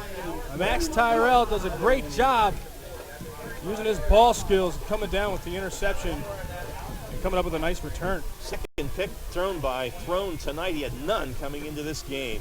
In the I formation, in the backfield, Smith. Oh, there was movement on the line by Dallastown. I believe I saw a couple of the offensive linemen flinch that time on the count by Smith. So that will move him back 5, and it will be 1st and 15 from the 26. Dallastown scores here. They go up 2 scores with probably under 9 minutes left, and the challenge will be for the Red Lion offense then. Which is why you don't like to see the penalty and the mistake coming out when you can put the game away. 1st and 15 now. Brett Smith under center gives it to Nizair Smith up the middle. Big hole. He dives down to the 17-yard line. See his stop back there for Red Lion by Kurt Keogh, who's in the defensive backfield now. It's a gain of 9. It's going to be 2nd down and about 6 from there. Lightning in a bottle. Just an exciting player to watch. Gets the ball. As soon as he sees a hole, sticks his foot in the ground, and the speed he has to hit these holes. It's fun to watch. Same formation. Red Lion crowds the line. The ball's on the ground. It was fumbled by Smith, but he's able to fall on it just before Keogh got back there, and the handoff didn't work back to the 25-yard line, so that is going to be a loss of about 8. And so it's going to be 3rd down and 14 from there. Brett's, he fakes the handoff to Noah Strine. When he goes to pull it back, he kicks the ball with his shin and puts it on the turf before he could hand it off to Nizair Smith. Yep. Fortunate to fall on top of it. Actually a loss of 10, so it's 3rd down now and about 14 from the 25. 4 wides, 2 each way. Put Tyrell in motion, fake it to him. Smith has it, pitches it the last minute. Ball's on the ground again, and who's going to have it? I don't know. Did Red Lion cover it before it went out of bounds? No, it went out of bounds, so it's going to remain Dallastown ball at about the 25-yard line. as Brett Smith tried to pitch it to Nizaire at the last minute. Nizaire never able to get the handle on it.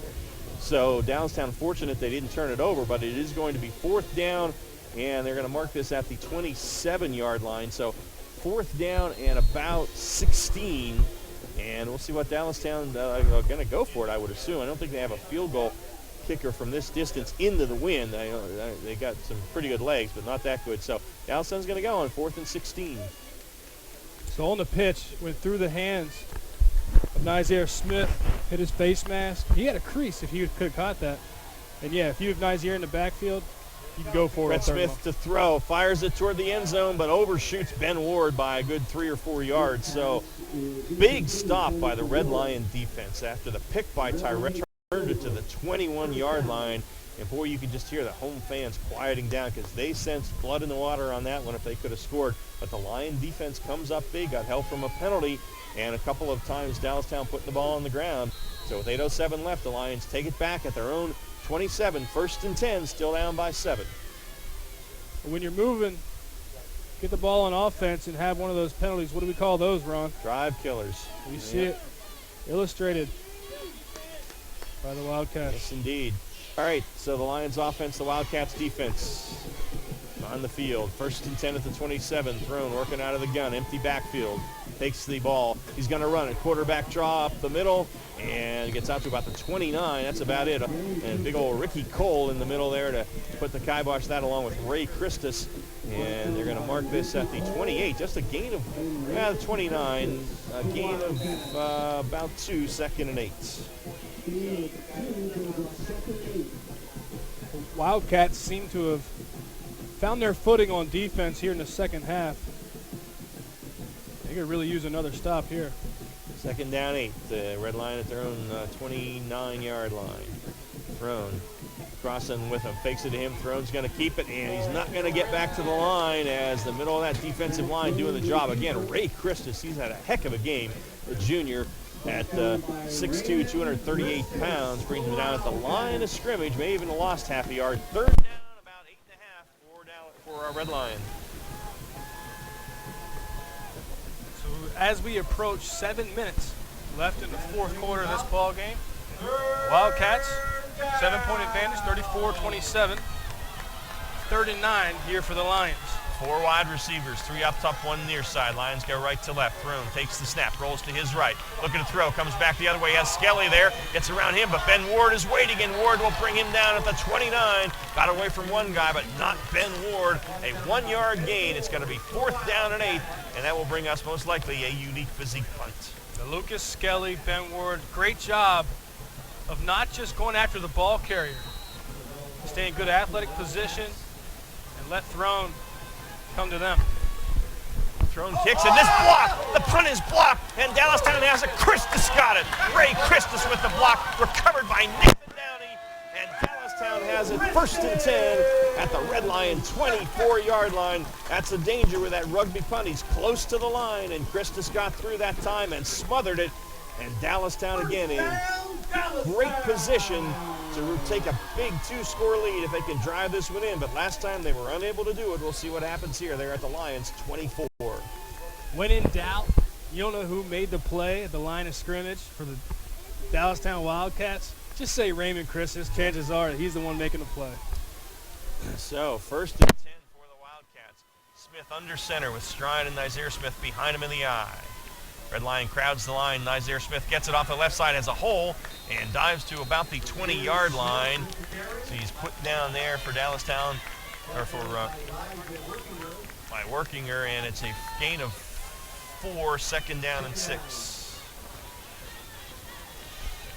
It's amazing you think that we'll catch up after this play. And the I formation. Smith again up the middle he goes. Gets about 3. Workinger and Keogh on the stop. It's a gain of about 3, and it's going to leave them with a 3rd down and about 3 at the 17-yard line. It's amazing the production from Nizaire Smith. He has 4 touchdowns tonight. And it still feels like this Lions defense did a really good job of hemming up the running game. Yep, by my count, I think he's at about 206 on the ground. So we'll see. But that's Something else, 3rd down and 3. Again, I formation, Lions crowd the line, big guy Strine, the fullback up the middle, and I think he's got the first down, and he does, down to about the 11-yard line. Noah Strine pulling his way, Jamel Foster on the stop, but a gain of 6 for Strine, his 2nd carry of the night, and he sets the Wildcats up in the Weckers Carpet red zone at the 11, 1st and 10. Yeah, not many carries for Strine, but they fake it to him all night long.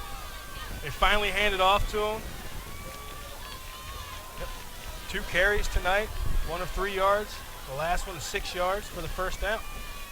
So the Wildcats, 1st and 10, looking to take a 2-score lead with the clock ticking, 4:55 now. And they give it to Nazir Smith off the right side, has a hole at the 5, dives in, into the end zone he goes. Nazir Smith, the 11-yard touchdown run, and the Wildcats take the lead up to 40-27 with 4:46 remaining. Only his 5th rushing touchdown tonight. And 28th of the year. They grow on for the PAT, and Smith now up to 217 yards. Unofficially, they snap through the holder's hands. It's picked up, and he's going to fire it toward the end zone, but that's going to be, well, it was actually caught over there by Sebastian, but he is driven out of bounds by Zach Throne. So the PAT is no good, but only 4:46 left, and Dallastown goes up by 2 scores, 40-27.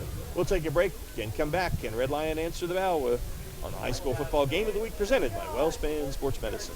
Watt Barbershop has 2 barbers with over 75 years of combined expert experience. Watt Barbershop has 2 licensed barbers who have done hair replacement demonstrations all over the country. There's only one answer, and that's Iacono's. Located at 2030 South Queen Street in York, this family-owned business has been serving York since 1972. For hair replacements, for chemo and fashion wigs for men and women, for a relaxing grooming experience, and for the best in the business, visit or call Iacono's at 854-8258. First in York, first in sports. Sports Radio 1350, WOYK. Well, the home fans are happy here at Dallastown with just 4:46 left. The Wildcats are up by 13, 40-27 in the battle for a share of the Division I title. And the other half of that looks like it may go to the York High Bearcats because they are up 26-12 over Central in the 4th quarter at Small Field. So we'll keep you posted. So both teams, York and Dallastown, opening at 2 touchdown leads in the 4th quarter. And Susquehannock wins Division II as they defeat Dover at home 24-17. So Susky is our Division II champion, and the ball blows off the tee for a 2nd time tonight. So they may have to have somebody come and hold this pretty soon. And I think Justin Atwood may run in and do that. And so Susquehannock, congratulations to the Warriors as they are the Division II champions. And here's the boot, the fast signs kick. It's high into the wind, and Denny Dennison takes it at the 15, dances to the outside and gets about to the 26 or 27 yard line before he is stopped there by Giorgio Skoris, I believe, on the stop. So 1st and 10 for Red Lion, and desperation time for the Lions, down 2 scores now with 4:41 remaining in this football game. We'll see what kind of sense of urgency the Lions come out with here, trailing by 2 scores late in the 4th quarter. Well, it better be a pretty big sense of urgency. They are 8-1, Dallastown 7-2, both Dallastown wins certainly both in the District 3 6A playoffs. And Perone to fire it. It's batted down. Skelly got his hand on it, I think, to knock it down. It was either Skelly or James McNeil. And it's going to be 2nd and 10. Skelly having a big night tonight on defense for the Dallastown Wildcats. Yeah, a lot of playmakers on this defense. We've seen time and time again they're coming up. Good ball skills. Tracking the ball, knocking it down, a lot of pass breakups. Yeah, so I think 3 passes batted down at the line tonight for the Wildcats. So Throne positioning, working her to his right, 3 guys to his left. And Throne takes the snap, it's low, rolls to his right, looking to throw, fires it, and was going for Foster, but it was past him. He was hit by Sebastian, but out of bounds in any case and unable to bring it in. 3rd down and 10 for for Redline at their own 27-yard line now, down 13 with 4:33 remaining. Jesse Shea, very good head coach for Redline. See what he's been saving, what he has up his sleeve. I believe it's 4-down territory here, because if they have to punt it away, they have all their timeouts, but I don't think they have time to give it up down 2. Watch throwing, keeper on the left. Well, 3 wide receivers that way. And he's going to run it up the middle. Thrown, breaks 1 tackle, thrown, running. He's got the first down, and he's out to the 40-yard line. Thrown 13 yards on 3rd down and 10. Great run by him. William Anderson on the stop along with Wyatt Myers. But 1st and 10 on the 13-yard run by Throne. You called it. They like to spread out this defense and still keep it in the hands of their dual threat quarterback. And Throne running to the left now. It's a straight quarterback run to the 45 and to the 46, almost 47-yard line. Anderson and McNeil on the stop. It's a gain of 6, 2nd down and 4. Clock ticks, though, 4:06 left, and Redline needs to score twice. And that's spreading out the defense, keeping it in the hands of Throne is just a bread and butter play for this offense. Throne hands it to Crossland, straight up the middle. Crossland running hard, has a 1st down. Ball came out. Now, was he down? No indication. Anderson has it. I think I don't know. We haven't seen an indication yet. I think they're going to say he was down. The 45-yard line, that's going to be a gain of 9 and a 1st down.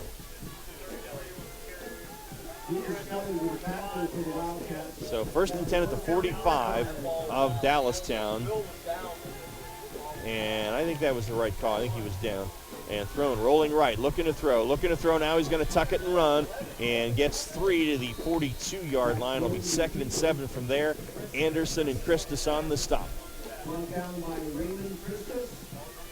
So we see that sense of urgency. The Lions back to the line of scrimmage. The 2nd and 7 in the right hash, going from the 43-yard line. Clock at 3:24. And they're going to hand it straight up the middle to Tyler Ness. Ness still on his feet, fighting hard, breaking tackles, and the ball came out. The ball came out, and who covered it? I think Dallastown. They have it, they do. And out of there with it is Nathan Downey, as Tyler Ness had the 1st down at a gain of 12, and the ball came out late. And another turnover by the Lions tonight. Downey on it, and Dallastown has it with 3:14 left, and that may do it. Got 5 turnovers for this Redline offense. Cannot do that against the caliber of team that Dallastown is. Insurmountable amount of mistakes when you're playing a team, as you said, like Dallastown. Ness, with the extra effort, got the 1st down, and they would have been around the 32, 33-yard line, but it coughed it up. So Dallastown has it at their own 32.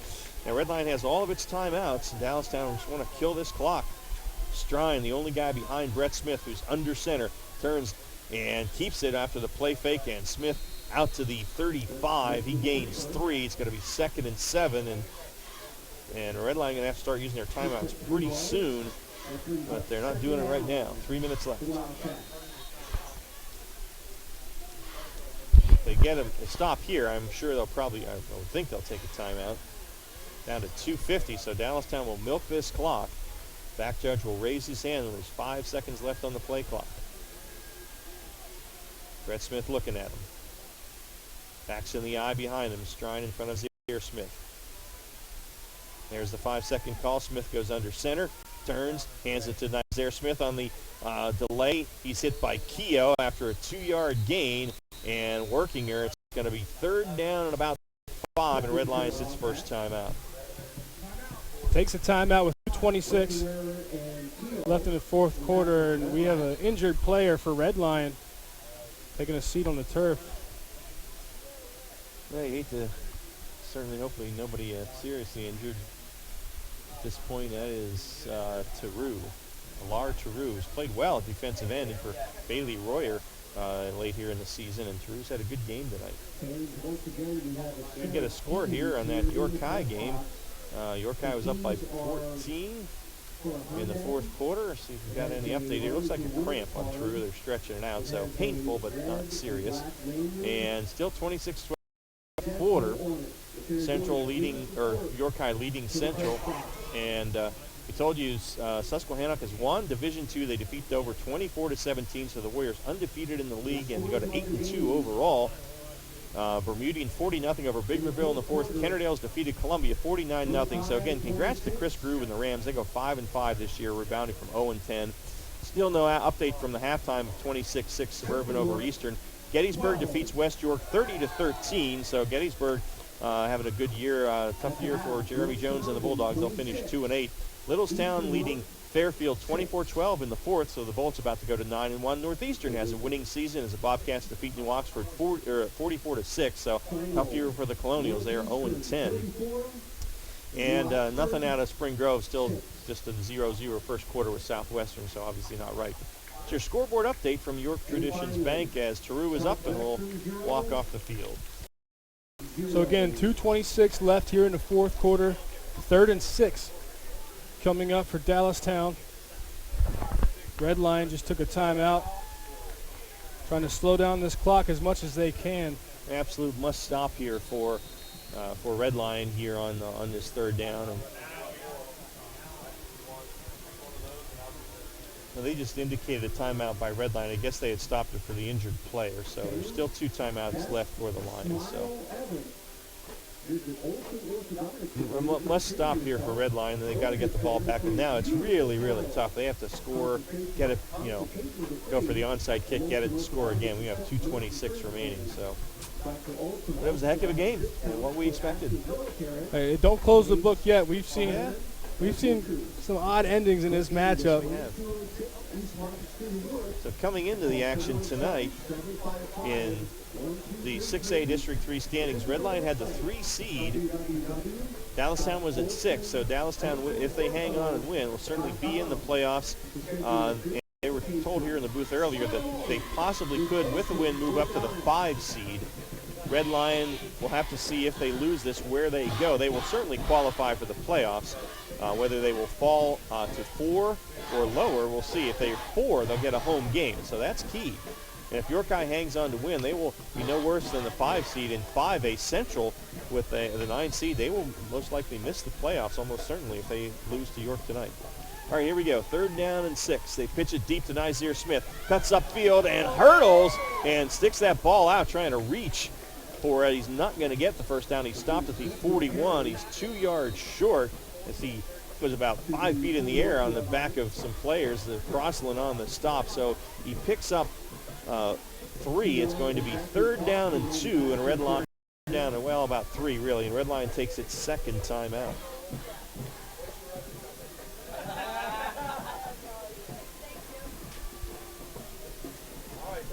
So good showing from this defense. The Lions do what they have to do on this drive. 4th down. It's 4th down and about 2.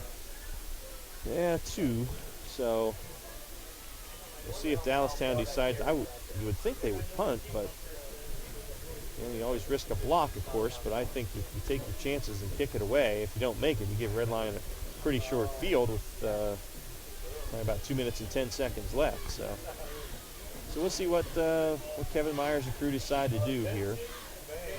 We had 1 block punt tonight by Dallastown. Ray Christus got it. And they do send Mitchell Groh out there to kick it away. Dennison is deep, and we know he's dangerous.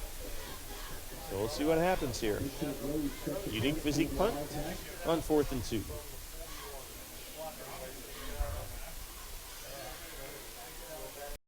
Oh, snap. It bounced to Groh, but they don't put a lot of pressure. Wobbly kick's going to go out of bounds, and Red Line's going to get pretty good field position outside their own 4. They're going to mark it right at the 40. That was a pretty favorable spot for Dallastown. But in either case, Red Line has it 1st and 10 at their 40 with 2:11 left, and they are down 2 scores. So you got to believe Throne's going to go to the air here. That punt nearly caught in the sidelines, one-handed by our local Fox 43 sideline reporter. There you go. Trying to flash the leather. Throne is 14 of 23 tonight. Has thrown his first 2 interceptions of the season, one of which was returned for a touchdown by William Anderson. The other returned about 32 yards by Max Tyrell over the Red Lion defense held and didn't give up any points on that one. So 1st down and 10 for the Lions. Out out of the gun, takes the snap, drops to throw, has some time, steps up. There's going to be a holding penalty against Red Lion as Throne gets out to the 45 or 46 before Lucas Skelly, but Ray Christus was tackled in the backfield there as he was getting penetration, and that's going to set him back 10.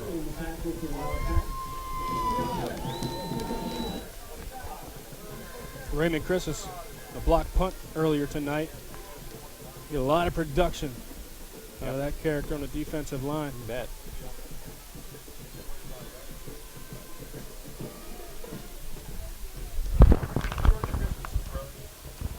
Yeah, his older brother George was a great player here at Dallastown. George Christus took probably the worst hit I have ever seen on a high school football field. He was lit up by a guy from Spring Grove about, I don't know, must 8 or 9 years ago when he was here. It wasn't a clean play, but it was a block coming back across the field.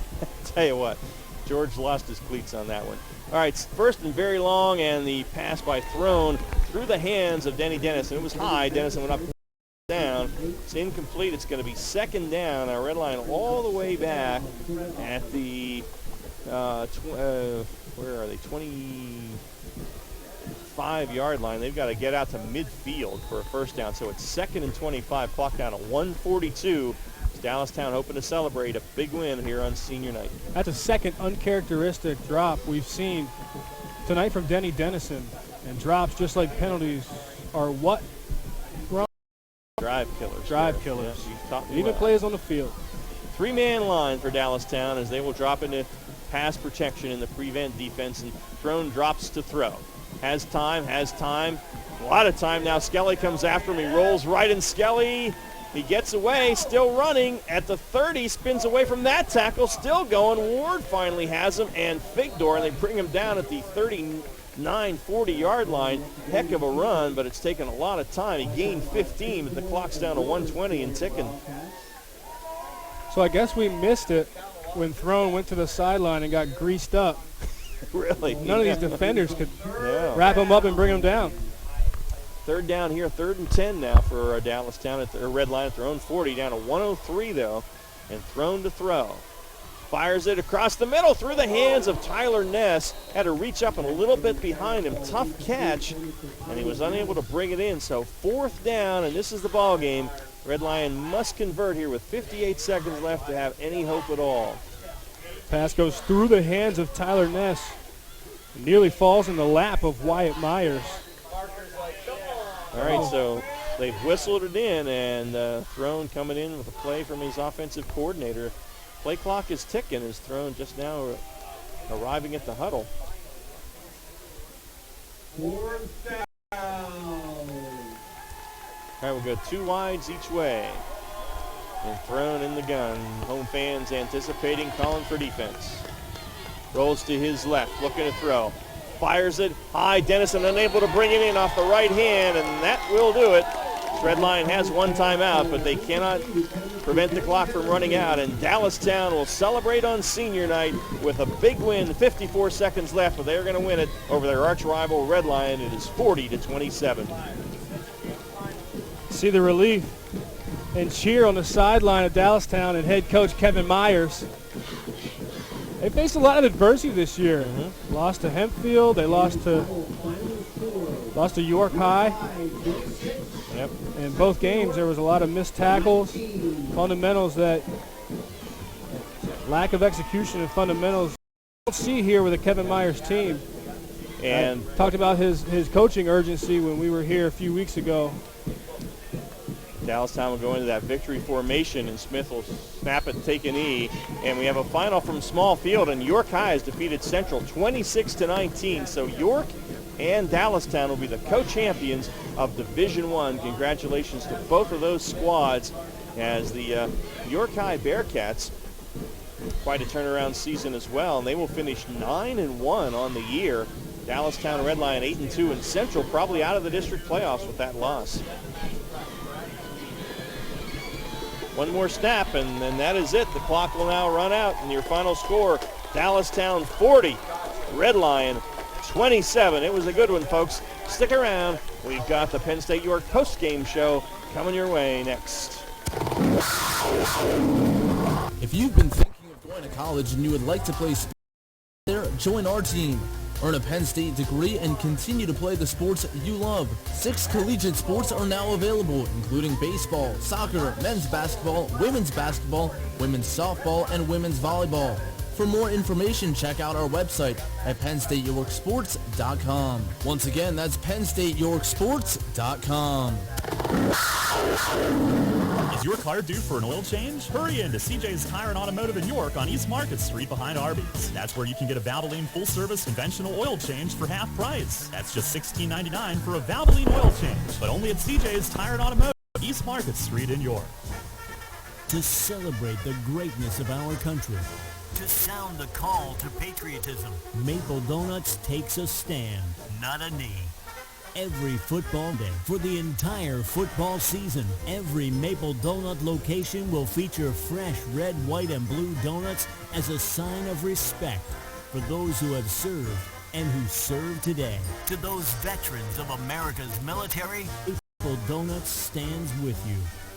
There's only one place for local high school sports. Sports Radio 1350.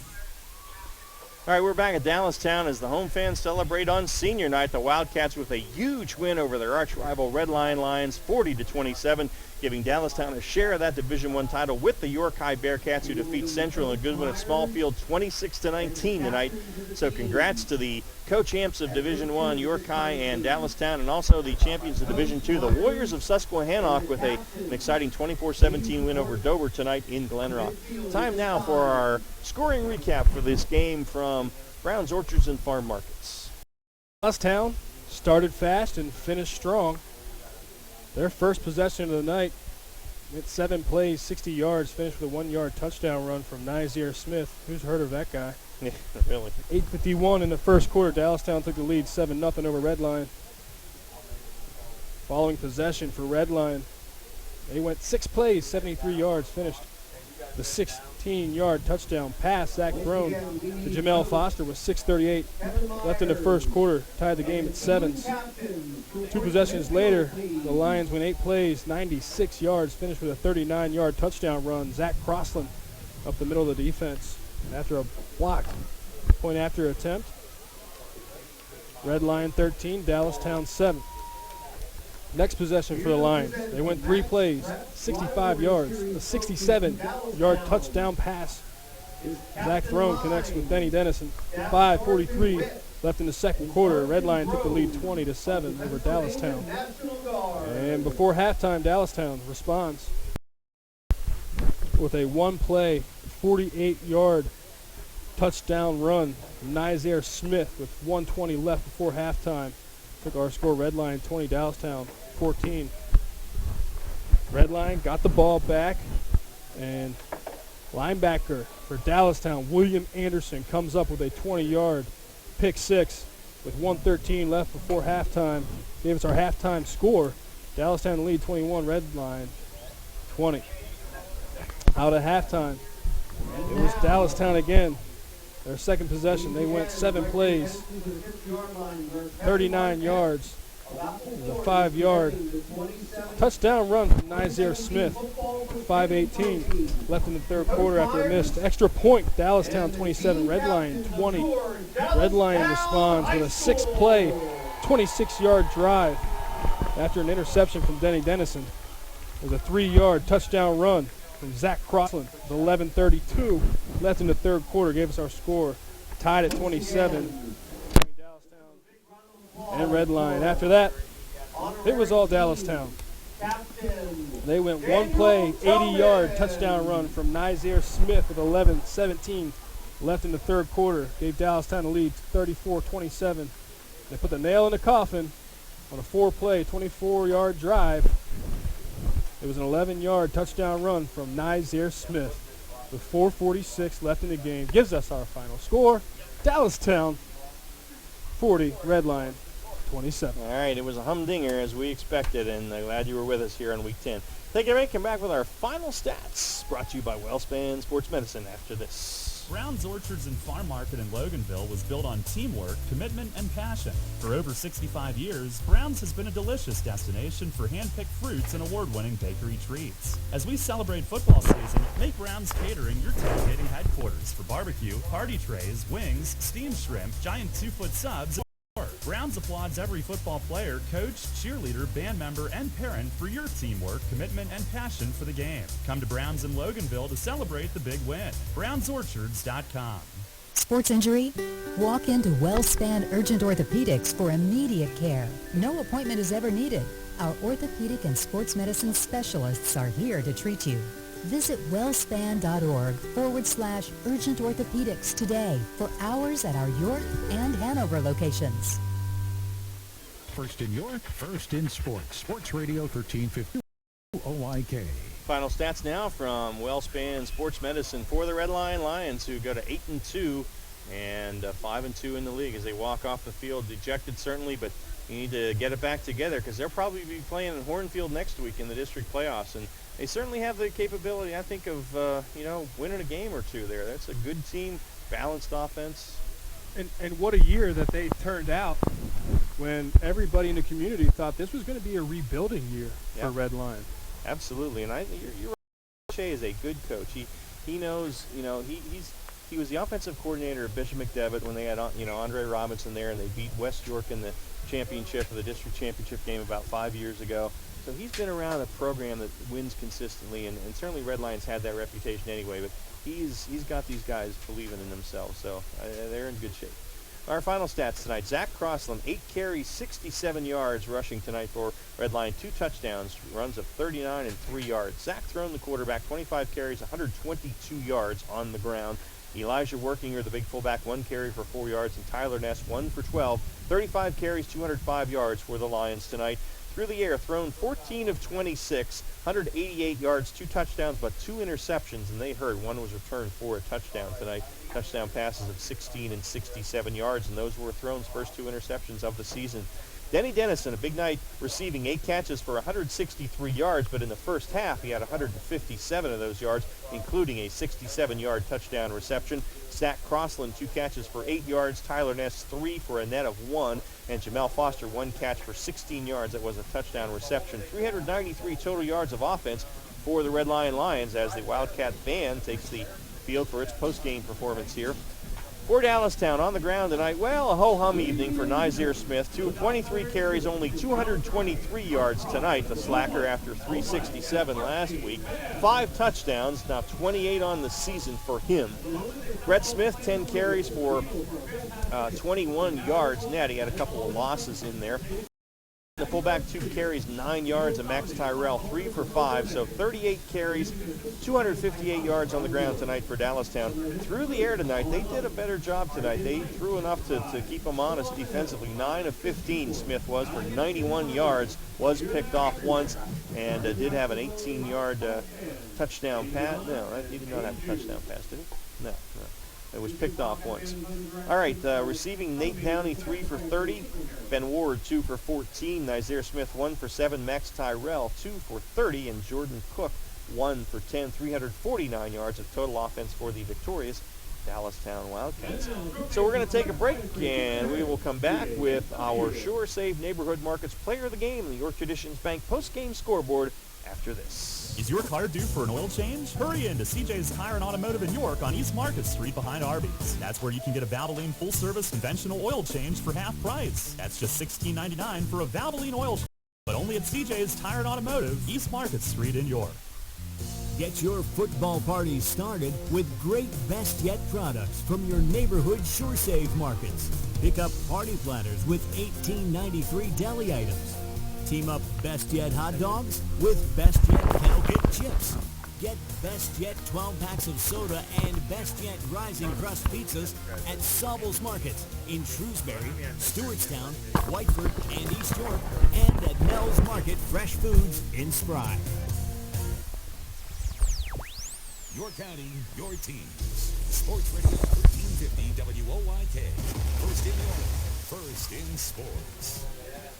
All right, we are back at Dallastown as the Wildcat Band performs for the fans here. They and Red Lion excellent music programs. We'll pick up just a bit of that as they celebrate senior night with a win here over arch rival Red Lion, 40-27. As we listen to the band, let's get our neighborhood Sure Saves Markets Player of the Game tonight. Gareth?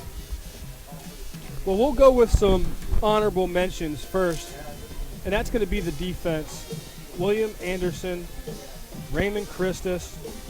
These guys made plays all over the field tonight. Were crucial in this victory.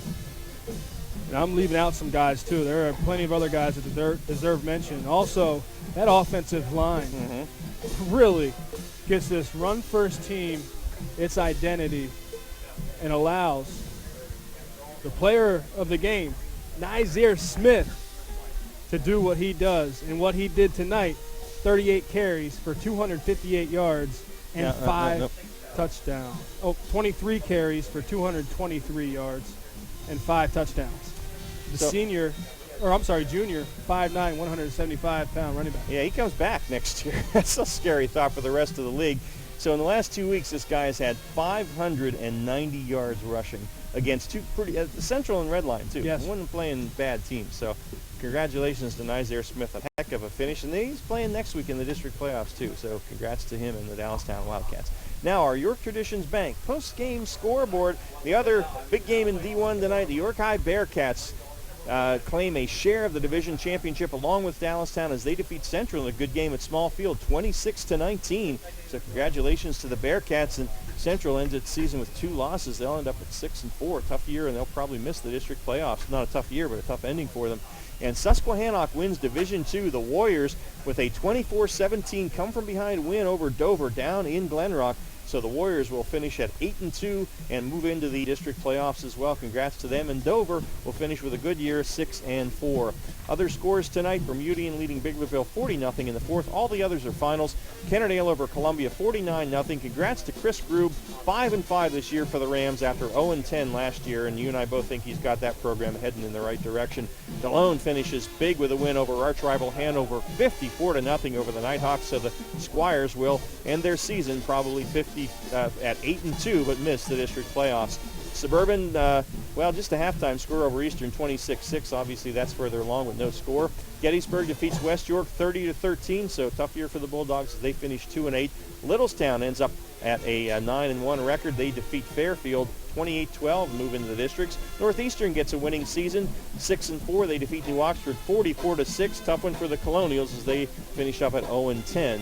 And Southwestern defeats Spring Grove 24-7, so the Mustangs get their 3rd win of the year.